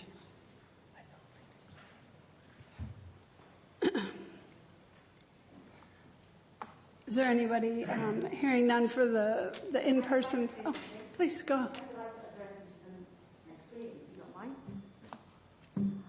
About 2 years Ma'am, ago, can you please tell us your name? my name is Margaret Achenbach. I had direct contact with McSweeney when he proposed to build the land. I used the land, and you proposed 2 units, 2 single-family units. That was 2 years ago. That's what you told me. And you said you were going to give my neighbor and Leah and myself. Mrs. Achenbach, I'm sorry to interrupt you. You need to address the commission. Okay. What he proposed was the wetlands. He was going to divide into 3 sections. He was going to give us part of the wetlands, and he's going to bring in about so many feet to build 2 single-family units, and the rest he's going to give it to the conservation. That's what he proposed. That's what he told me 2 years ago. And this was a shocker when he came, that says he's going to be building 4, that is 8 family units, 4 duplexes. There's 8 family units. And I don't think there's enough land there to build in the first place. And that means there's a lot of land to be filled in. And I have to mention, add to what my husband is saying. This is actually a corridor for the wildlife. We have, beside the family of, we actually, right in my property, there's a den where the foxes, this year, there were a family of, I think it was 2 babies. Right? Yes, 2 babies. And then a couple of years ago, there were bobcats. There was 4 babies that used the same den. That was in my property because it was right there by the wetlands in my property. Of course, this is a corridor for turkeys, deers, and we even have a snapping turtle that reside in that area. So if you were to block, or most of the area, if it is flooded, where is the animal going to go? And well, for the birds, we have woodpeckers. There's five varieties of woodpeckers: ciliated woodpeckers, flickers, red-breasted, hairy woodpeckers, and downies. They actually live practically, because I know they are there because he took a lot of pictures, and we hang soot blocks for them in the winter months, and they come all those big birds come to the suit blocks that we hang up there. So if you were to take down the trees, and also my camera, my doorbell camera caught a family of deers. There must be a dozen of them, because the wetland, they have eaten up all the trees in the winter months. They will come to the front of my house. I have 2 bushes, huge bushes. They will come and eat the bushes. I don't mind, because I usually have to trim them in the springtime, so they actually are doing me the job by cutting them down anyhow in the winter months. So there's, like I said, there is a lot of wildlife. So if this thing this houses are built, that means where is the corridor? It's going to be blocking the corridor for the wildlife. So I just want you guys to think about it. Thank you so much, Mrs. Achenbach.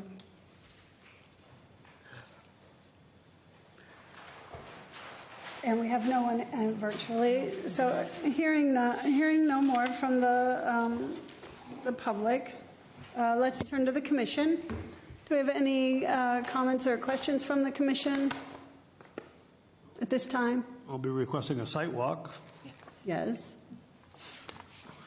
Yes. Do we want to schedule that right now? Maybe getting delineation as well. It would be up to you if you want to wait till the flags are up. I'm not sure how accessible the site is. Like, Patrick, do you know our GIS is different than the plans? So I go by your plans. Is the actual resource area accessible? It looks like it's a very vegetated area, so I'm not sure if it's accessible to us. Yeah. When you mean To walk in. Yeah, to walk in, yeah. Okay. We want to wait If we're until considering a peer review of the wetland delineation, would we prefer to do that first? I would think so. And then schedule a site walk after the Flags are up. consensus of the flags are done? Commissioner Donnelly, is that acceptable? Sure. No water, just... All right, so the first question or motion on the floor will be to request a peer review of the wetland. Before you put a motion on the floor, I did have a couple questions for Mr. McCarty. Certainly. The abutters mentioned the natural heritage and endangered species. Do we have anything It is- identified on the paperwork? Nope, it is not. It's not in a mapped. Okay. I think they're speaking in general, and I'm not speaking for them, but my So you understanding is it's in general a concern for wildlife, not within a protected, estimated habitat. Just for the abutters to know, the Massachusetts does have a... Okay, Massachusetts has a website that you can access that identifies where all of the natural heritage and endangered species are. And Harlan can get you that website. If I pull it up on my phone, it's going to take a while. So we definitely want to make sure and check that, okay? And thank you for your photography of the wildlife. That's very exciting. Secondly, Mr. McCarty, did I hear you? I think we're also going to be looking for an alternative analysis. I don't think we've received that. No, that was one of the comments from DEP. Yeah, we're going to need an alternative. Is there alternative to the proposed wetland fill? Yeah. And so we want to make sure that's included. And then did I hear you say 174 feet of wetland are going to be destroyed? Yes. Okay. 174 square feet proposed wetland fill with replication to mitigate that. Mr. McCarty, can you remind me what the percentage is of wetland replications that actually work, that are successful? So, I'm proud to say the ones that my company has constructed have all taken off very well. Like a percentage-wise? Like an actual, I don't have an actual statistic for that. Okay. Okay, thank you. I do understand from Justin, my employee's conversations with Miss Jamie, is that should the commission ultimately vote to allow the fill and replication, that the condition would be that the replication area was constructed very early on in the project, where most contractors wait till the end to do, looming, seeding, landscaping. So in their minds, restoration falls into that same category. But a condition that it would be done sooner so that it's monitored throughout the construction process and making sure that it's actually working. But, we're talking a 20 by 10 area would give you 200 square feet. It's not we're not proposing some massive fill and replication. The other comment I have, and I say this anytime somebody requests a waiver for the work in the non-disturb zone, the commission is not generally in favor of giving those out because it's usually in the public good. That's when we give those out. And as an example of a time that we did give them, there was a basketball court that needed one, that it was a public basketball court, so anybody could use it. And so, of course, that was where we gave out a waiver. But in this case, it doesn't sound like a waiver would be in the public good. So I just want to bring that up. My commissioner here, member, that... Honestly, our logic behind it was, as I mentioned a few times, is we're proposing 80% of the site, 6.25 acres, to remain wooded in its existing state so that we can concentrate the development in that one area. And we thought that was a benefit to the public to maintain that wooded wildlife corridor that the abutters are so concerned with. But we can certainly discuss that. Yeah, I'd like to. I look forward to seeing the alternatives analysis that you'll send us. So that was all my comments. Commissioner O'Donnell. I had a question for McCarthy Engineering, but I'm going to address it to the council. So I looked at your website. How many residential homes have you built? We don't build residential. So I through the chair. Yes, thank you. So I'm Patrick McCarty. I own two businesses. One is McCarty Engineering. So I'm a professional engineer, and I have six employees in the office that are six that are professional engineers, registered landscape architects, soil evaluators. So they do all the civil design and permitting. I also own McCarty Associates. That's a excavation, site work, and building contractor. So on our projects where we're building the building, we've had instances where we've had to construct wetland replication. Mr. McSweeney, who's sitting next to me, the applicant, is a well-versed builder, and he would be the ones building the project. So for this instance, I understand it can be confusing where I have the two companies. For this specific project, we're solely the design engineer. So we would be responsible for preparing the plans, the applications to this commission, to the planning board, and then during construction, we would oversee the work so that at the end we could prepare an as-built and certify to the city that the project's been built according to the plans. Thank you. Did you have a question, Commissioner Donnelly? I was wondering, with the undeveloped land, if planning requires an open space component, and what's the disposition of that undeveloped land? It's planned to just remain like it is, never to be developed. Would that be an open space component? You were offering it, or is it required by planning? Do you know? No, I think it could be a condition of the planning board special permit. Right. Thank you. Madam Chair, if we're taking questions, then I have some now. Okay, go ahead. We'll make our motions to proceed afterwards. Mr. McCarty, a couple of things. Are these units going to be condos or rentals? The plan is for condos. Okay, so there will be a condo association form? Association with a master deed that will take care of the plowing, the upkeep of the property, because it is a common driveway. any concerns from the wetland to make sure, like the rain gardens and so forth, are maintained and so forth. Right, because with the drainage basin, there will be perpetual conditions that has to be maintained. That will be part of the condo association deed. Correct. Okay. I have a question on the narrative as it states for the wetlands replication before I get into other questions that I have. It says that it's 175 square feet with a 2-to-1 replication. However, on page 6 of the notice of intent, it says the alteration area is 175 feet and the replacement area is 175 feet. So that's not a 2-to-1 ratio. Yeah, on the cover letter, I'm seeing 1-to-1. So I'm just trying to determine. Where are you seeing 2-to-1, Commissioner Jacobs? That was in the narrative. Let me get back out of this.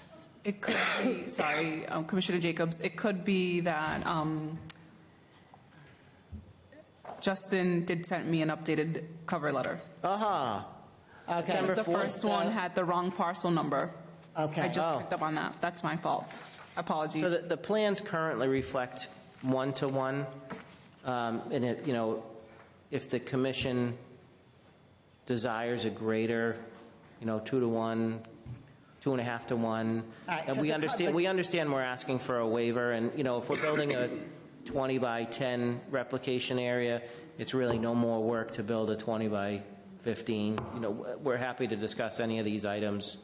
Yeah, because the cover letter that we currently have that was in our packet is dated September 4th. That's the one I have. Yep, so down in the second paragraph, and again, whatever, that's just semantics, but I'm trying to make, with a proposed 2-to-1 replication area, but it doesn't. But beyond that, let's go on to, back in October, this commission as a whole had a discussion about whether or not we would allow replication areas at all. Because there's always an issue with, it takes 3 years of monitoring, and what's happening is then we get, property owners or applicants come back in a year and say, these units are sold, I can't clear the deed because there's still an open order of a condition. They're not compliant because it's a 3-year tie-up for that.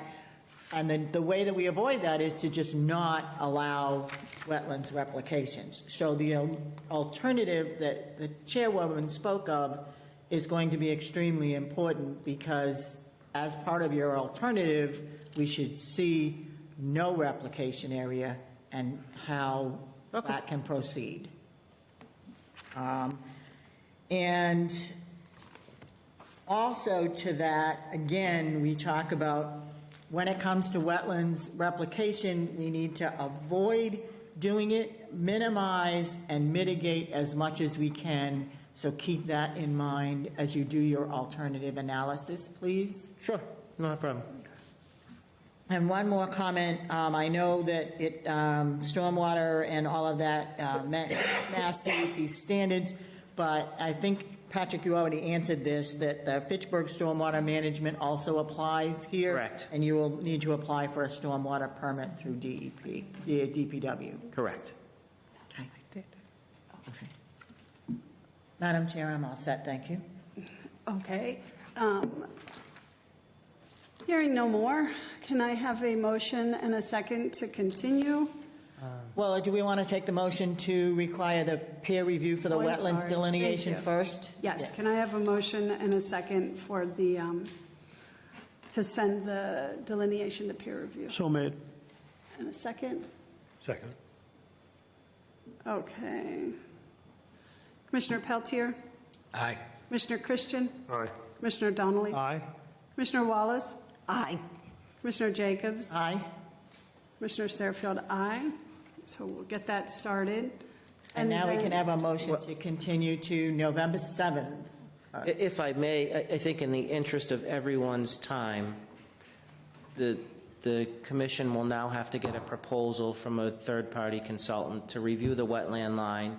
We'll have to coordinate meeting them on site to review the line.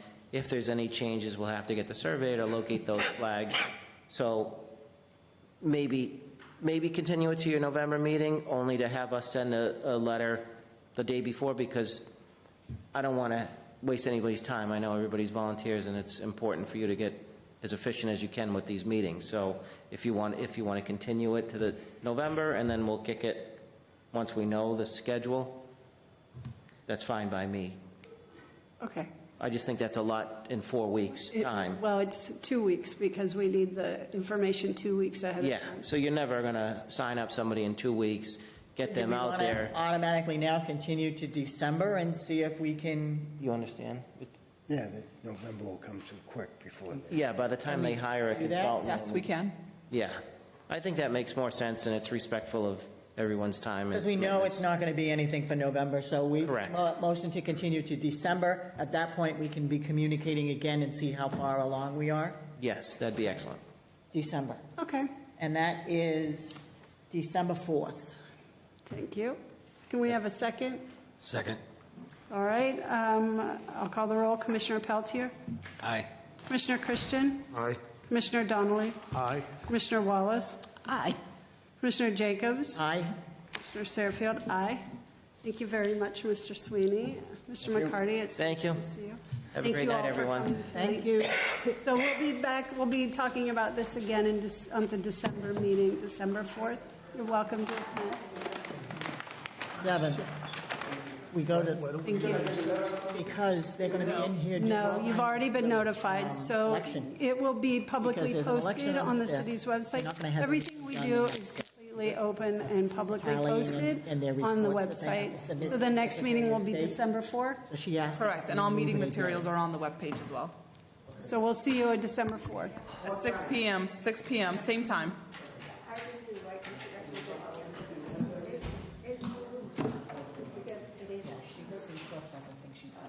The backyard of the home on the Townsend is already back Yep. towards the wetland. And he is proposing over right behind it. A lot of. Thank you, Mrs. Ockenbach. I hope you have a nice evening. Be careful driving home. It's dark out already. Okay. We've got an update here, 155-725 Woodland Estates. Wetland Replication Report. The chair recognizes Commissioner Christian and Commissioner Peltier recusing themselves. And everybody else is gone. So did we have? Yeah, we do. We have 2 people online. Okay.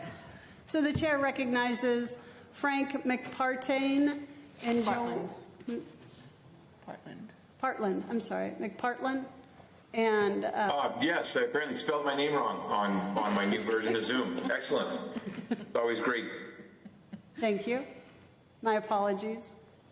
No, that's completely my fault. My name is Frank McPartland. I'm with Dillis and Roy. I am currently the project engineer working with Joanne Hamburg on finishing up the construction at Woodland Estates. I know tonight we're on the agenda to discuss ironically, the wetland replication area. And if the commission allows, after we discuss that, I would like to discuss possibly the location of the rec center building. But first, we have received a report from Three Oaks Environmental documenting the inspection of the replication area.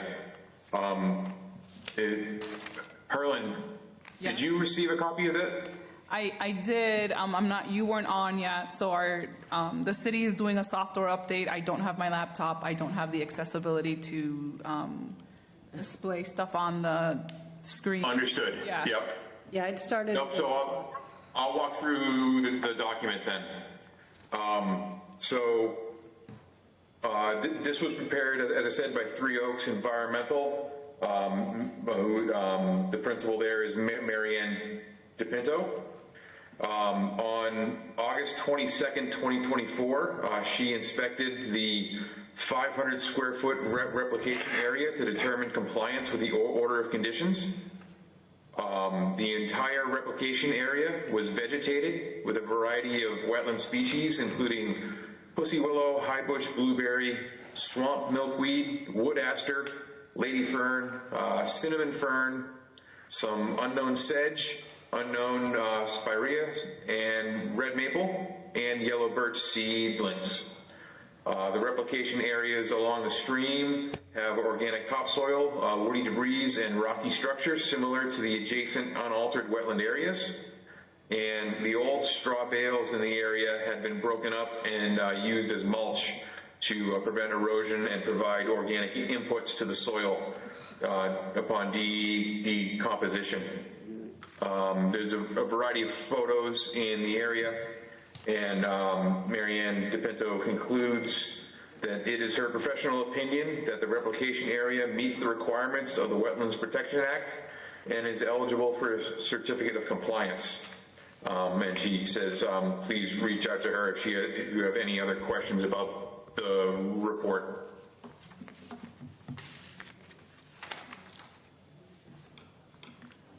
Thank you, Mr. McPartland. Yes. Thank you. I guess my first thing, does the commission have any questions about that? That was most of the information in the report. She also inspected the little storm water area at the end of the cul-de-sac and verified that stormwater isn't flowing onto the abutting property and is instead draining into the drainage structure and thus into the drainage network for the whole property.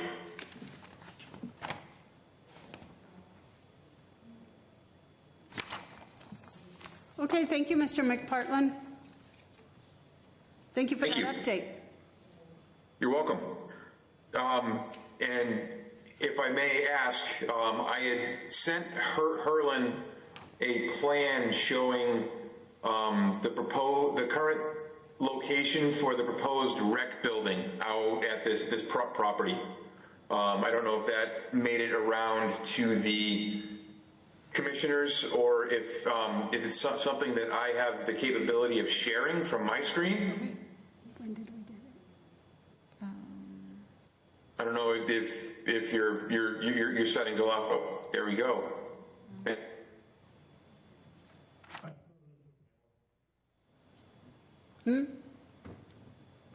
Who's speaking now? Oh, thank you, Mr. Bolak.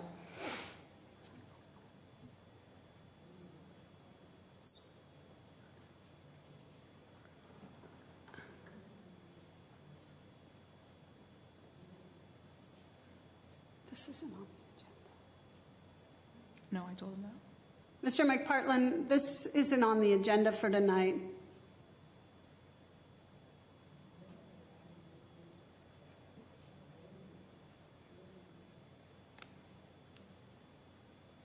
We had sent it in hoping that we could have a quick discussion about it. You know, per the open meeting law, it says on here, wetland replication report. I understand, and we sent it to Herlin so that we could try to show you, just so we could continue to move on to get this community building built. And just wanted to show you so that we would get your, feedback so that we can move forward. The original building, as you see on the other plan, was in... Ms. McGurn, this isn't on the agenda. It would be a violation of the open meeting law for us to be discussing it. And we're happy to put it on the agenda for our next meeting. But we have no information about this. Is this a request for a determination of applicability? Is this? No, it's part of their... Is this part of the plan? Okay, Madam Chair, this would need to be, there are two open order of conditions, one from 2007, which is still outstanding, and one from 2022. But based on the fact that for either one, the plan has now changed, so one of these conditions will need to be modified to reflect the new recreation building and where that sites and what's going on with that. So this will be a modification to an open condition.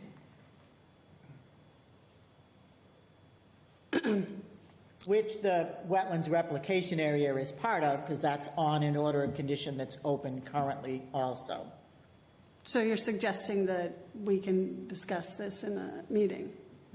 It's an open, there is an order of condition that is there. It's not new. It's not requiring a public hearing at this time because it's a modification of an existing, Harlan, correct me if I'm wrong, it's a modification of an existing condition. It's not a violation. Okay, then, sorry about that. Ms. McGurn, go ahead. Yeah. Basically, we're just shifting the building back a little bit further to get out of the ledge area. We did some test holes, and unfortunately, where we originally planned on placing the building, it's on top of ledge, and not being able to hammer or blast, we're really up to some challenges. We've looked at lots of different options, and this looks like the most feasible. It does move the building back a little bit further in the 100-foot buffer area, but... Yep, Joanne, if I may step in here. So what I'm showing on my screen, the red rectangle is the original location of the recreation building. This dashed line is the 100-foot buffer. So the building more or less straddled that. What they found during the course of construction is that the ledge in this area doesn't allow for the building to be set at an elevation to have an accessible entrance from the cul-de-sac itself. And we have to set the building back and have a ramp up from the sidewalk to reach the building. This shifts it back approximately 14 feet, which we would be 30 feet off of the 25-foot buffer at the back of the building. So instead of being 45 feet off the 25-foot no disturb buffer with the building, we would now be essentially 30.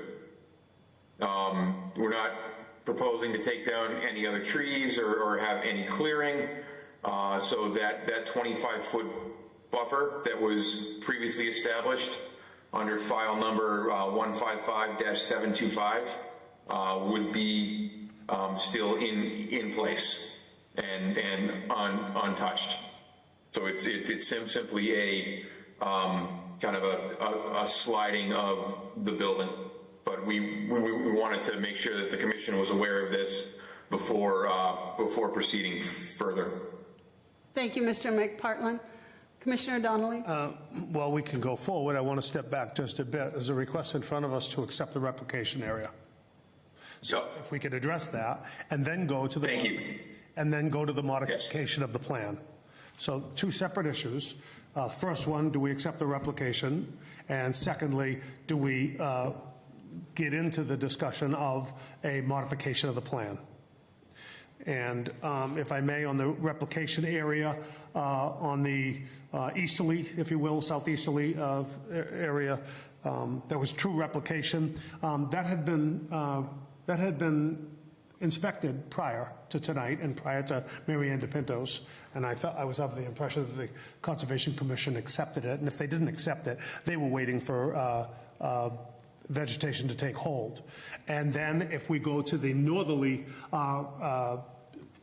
turnaround and the control efforts that were made to direct the water in a southerly flow, it's difficult.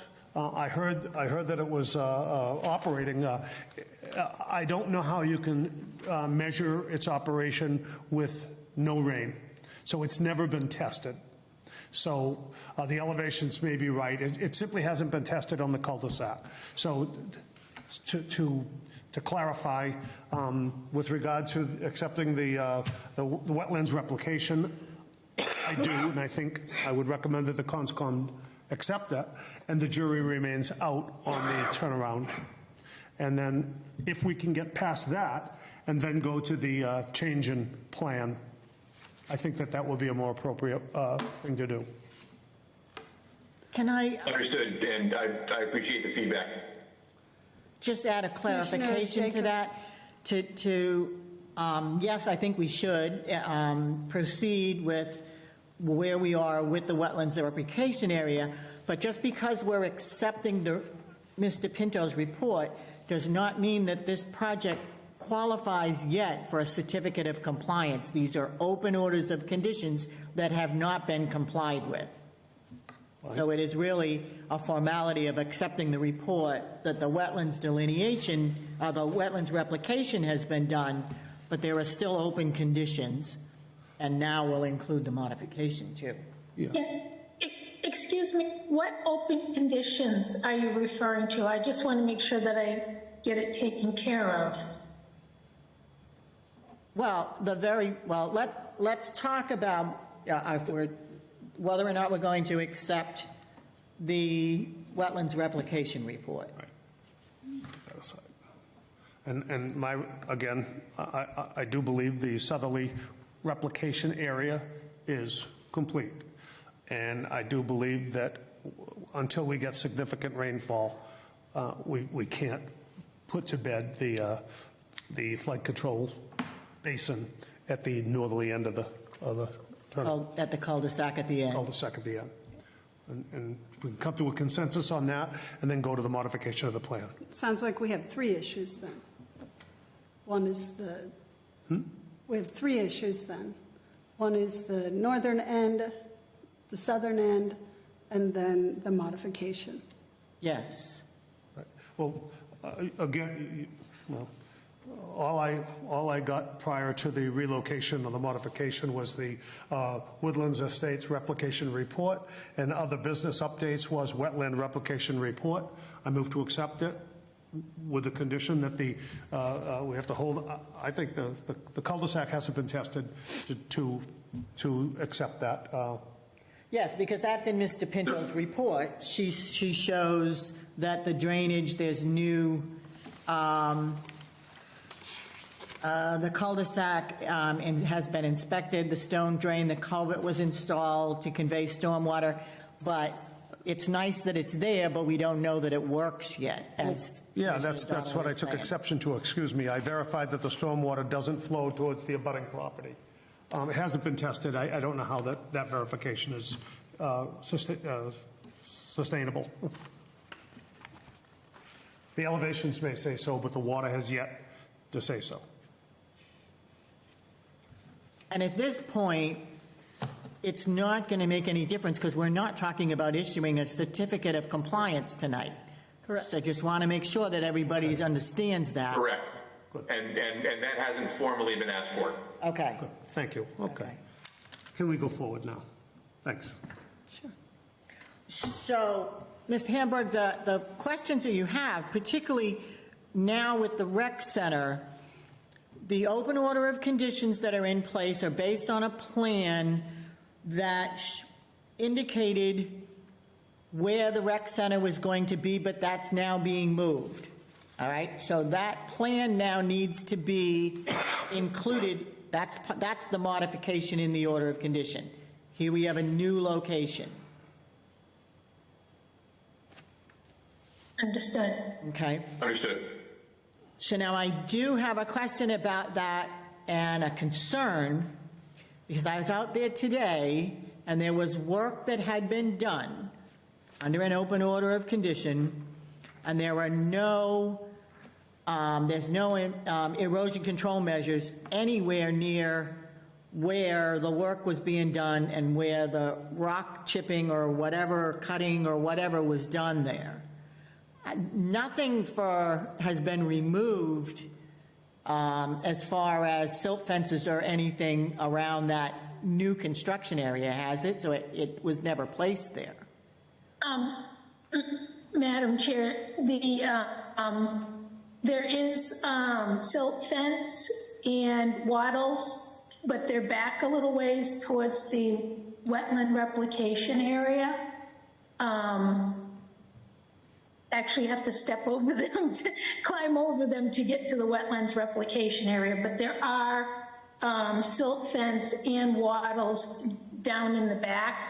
The construction that you noticed there was when we were doing test holes, and we basically left it open so the ZBA could see what we were up against. Unfortunately, as you know, my site is all ledge, but there are wattles and silt fence there, but you would have had to go a little ways back from that area. We can put more, it's not a big deal if you want more, but well, and that there are some there. Then there's a bit of a discrepancy, because the wetlands replication report says that the old straw bales were broken up and used as mulch to prevent erosion. So then I would think that we're going to need for ask for new erosion control measures. Ma'am, there was the 400-foot area. There were hay bales specifically around that area, and then up closer towards where we were constructing and digging the holes, there's also silt fence and wattles. Okay. So there were two sets of wetland controls, being the hay bales that were around the replication area that have been taken apart and used for mulch, and then there's also the silt fence with the wattles, which is closer towards where the construction that you're mentioning is. All right, so you would be able to take Miss Jamie out there so that she can see where those are, to see that they're in place? Oh, absolutely. Okay. Anytime. Carlene, is that acceptable to you? Okay. All right. So we'll make the presumption that there are erosion control measures there. And it's what we need is and I can't see it from this plan. I know it's sheet number C1. But is there a date and a plan number so that the modification to the open order of condition can state that this is the new plan? Frank, can you? Yeah, I will have to track that down, because the order of conditions was prepared by another firm. But I think I just dug up one of the orders, and I will. I found the one from 2007, and I will find the more recent, and I will make sure that the right plans are amended and provided to the commission.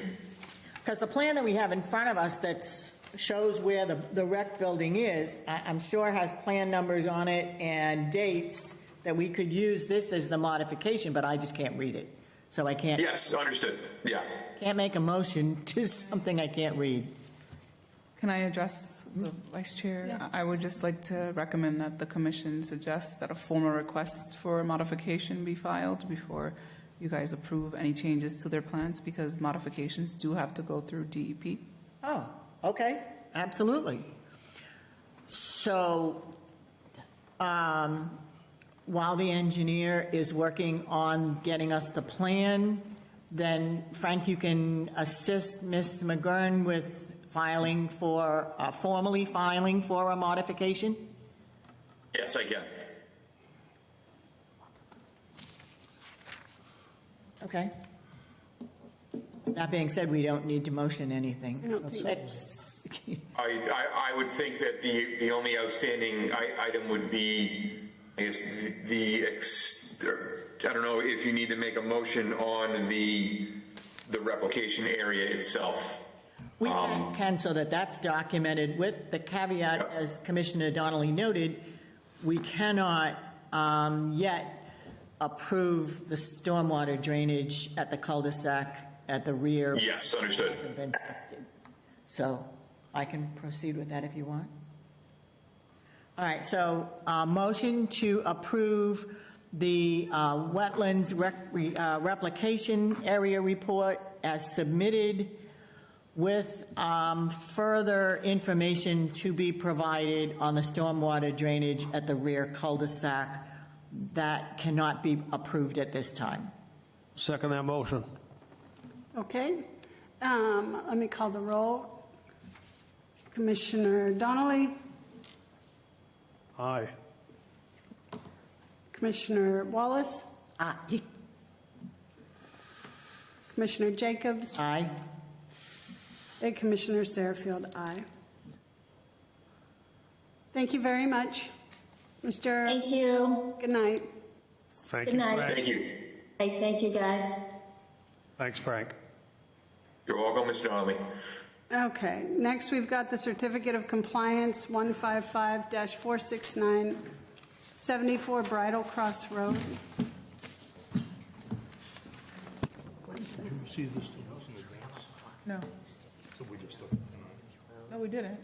No, We didn't. We didn't take it. No. That's why I said they need to formally request. Yeah.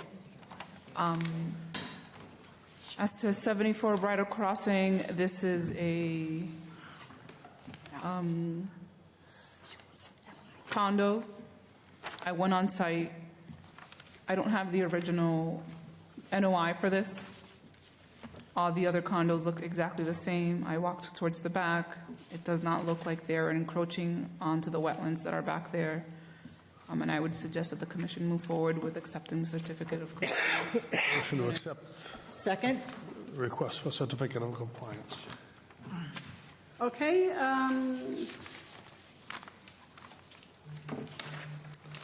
all in favor, Commissioner Peltier, Aye. Commissioner Christian, Aye. Commissioner Donnelly, Aye. Commissioner Wallace, Aye. Commissioner Jacobs, Aye. Commissioner Satterfield, aye. Okay. Helene, Yes. can I ask, was this part of DEP's enforcement order? Do you know if this was under their umbrella? No, it was not a superseding order of conditions. It was approved by. It was from us. Yes. All right, moving forward, we've got the 2025 meeting schedule. There's two sheets, one with no July, one with July. The first Wednesday in July is July 2nd, which is before the holiday. So I wasn't sure if the commission would want to meet then, or if people were planning vacations, we can always continue to what we've always done, which is not meet in the month of July. I would suggest we not meet in the month of July. Does anyone else have comment about it?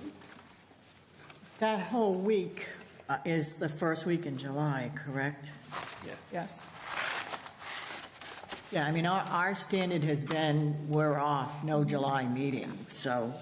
So we're going to accept can I have a motion to accept the 2025 meeting schedule that includes no meeting in July? Before that motion,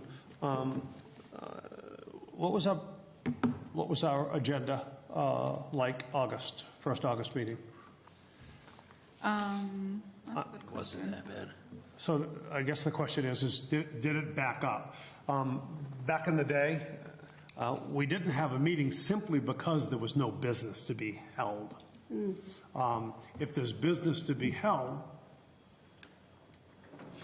that's all. And I'm just wondering if we backed it up and if we were crushed in August. Because August is another alternative. It's a summer, and I think it's about the burden. How much work do we have? No, so this year what we experienced was a lot of site visits. Usually people file for permitting in the winter and the spring so that the construction season can happen during the summer. Most applicants are not applying for permits in July because that means they would start construction in August, which isn't feasible for most people. So what I saw was an influx, and I think if I am off the top of my head, I probably have 30 plus site walks that month. Okay, thanks. Hold on a second, Motion. That's what August looked like. Feels good. You're good. It's the same as tonight's. Yes, but I have to carry all this stuff around, too. Yeah, it wasn't that bad. We had continuations, couple of new items. So, yeah, we weren't backed up that much. Can I have a motion and a second to accept the 2025 meeting schedule that includes no meeting in July? Motion made. Second. All right. Let me call the roll here. Commissioner Peltier? Aye. Commissioner Christian? Aye. Commissioner Donnelly? Aye. Commissioner Wallace? Aye. Commissioner Jacobs? Aye. Commissioner Satterfield, aye. So we will not be meeting in July. I think that gives the public enough notice that they can make arrangements. And lastly, can I have a motion and a second to adjourn the regular meeting of October? Can I submit an invoice? Thanks. So it was agreed that we'd hire someone to spray knotweed. We got two numbers. One was for 1,000 square feet, another one was 2. I wanted a test case. I gave it a couple of locations, one of which was the cemetery. They were out there to spray the cemetery. I told them 1,000. I had a backup plan for 2,000. The area that they had was about 1,600 to 1,700 square feet. It was still an isolated area. That's not a big area. He sprayed it. So the number was 250 and 500. The number here in front of you was 500. If the commission chooses not to pay the 5, I'll pay 250. But I had him on site, and I'm not going to send him away and get it done. And the burden on you, as presented, was 250, 250, and 250, or if we did more. In order to do that in controlled environment, we had to do it all, and it was isolated, and it happened to be 2,000 and not 1,000. So I just have the invoice from Lakeview Landscaping, and I've got pictures on my phone if you want to see the result. I took a picture 3 days after they sprayed it, noticeable, and I took probably 7 days after, and quite noticeable. It worked real fast. Are we going to have to do this again next year? Yeah, well, I'd like to. I hope so. I want to do it over a course of time, and we just have something that everybody's got. They can see it, and we can catalog it, and we learn from it. That's all. We were going to do this for 3 years, right? Oh, good. Yeah. 3 years. That's what I Fantastic. presented to you, and I hope that Good use of our money. you'll agree with that. All right. So there's a copy, an original, and a copy for you. Thank you all for that. Commissioner Donnelly, thank you for your efforts in the knotweed fight. He didn't show up one day. So. The knotweed fight. Can we motion to adjourn? We'll be voting. Adjourn. We will be voting before we meet next. Yeah. I hope you vote for my guy. That's all I got to say. Yes. Motion and second to adjourn. So move motion. Need a second. All in favor? Aye. Thank you so much, everyone. Oh, wait a minute. Oh, my God.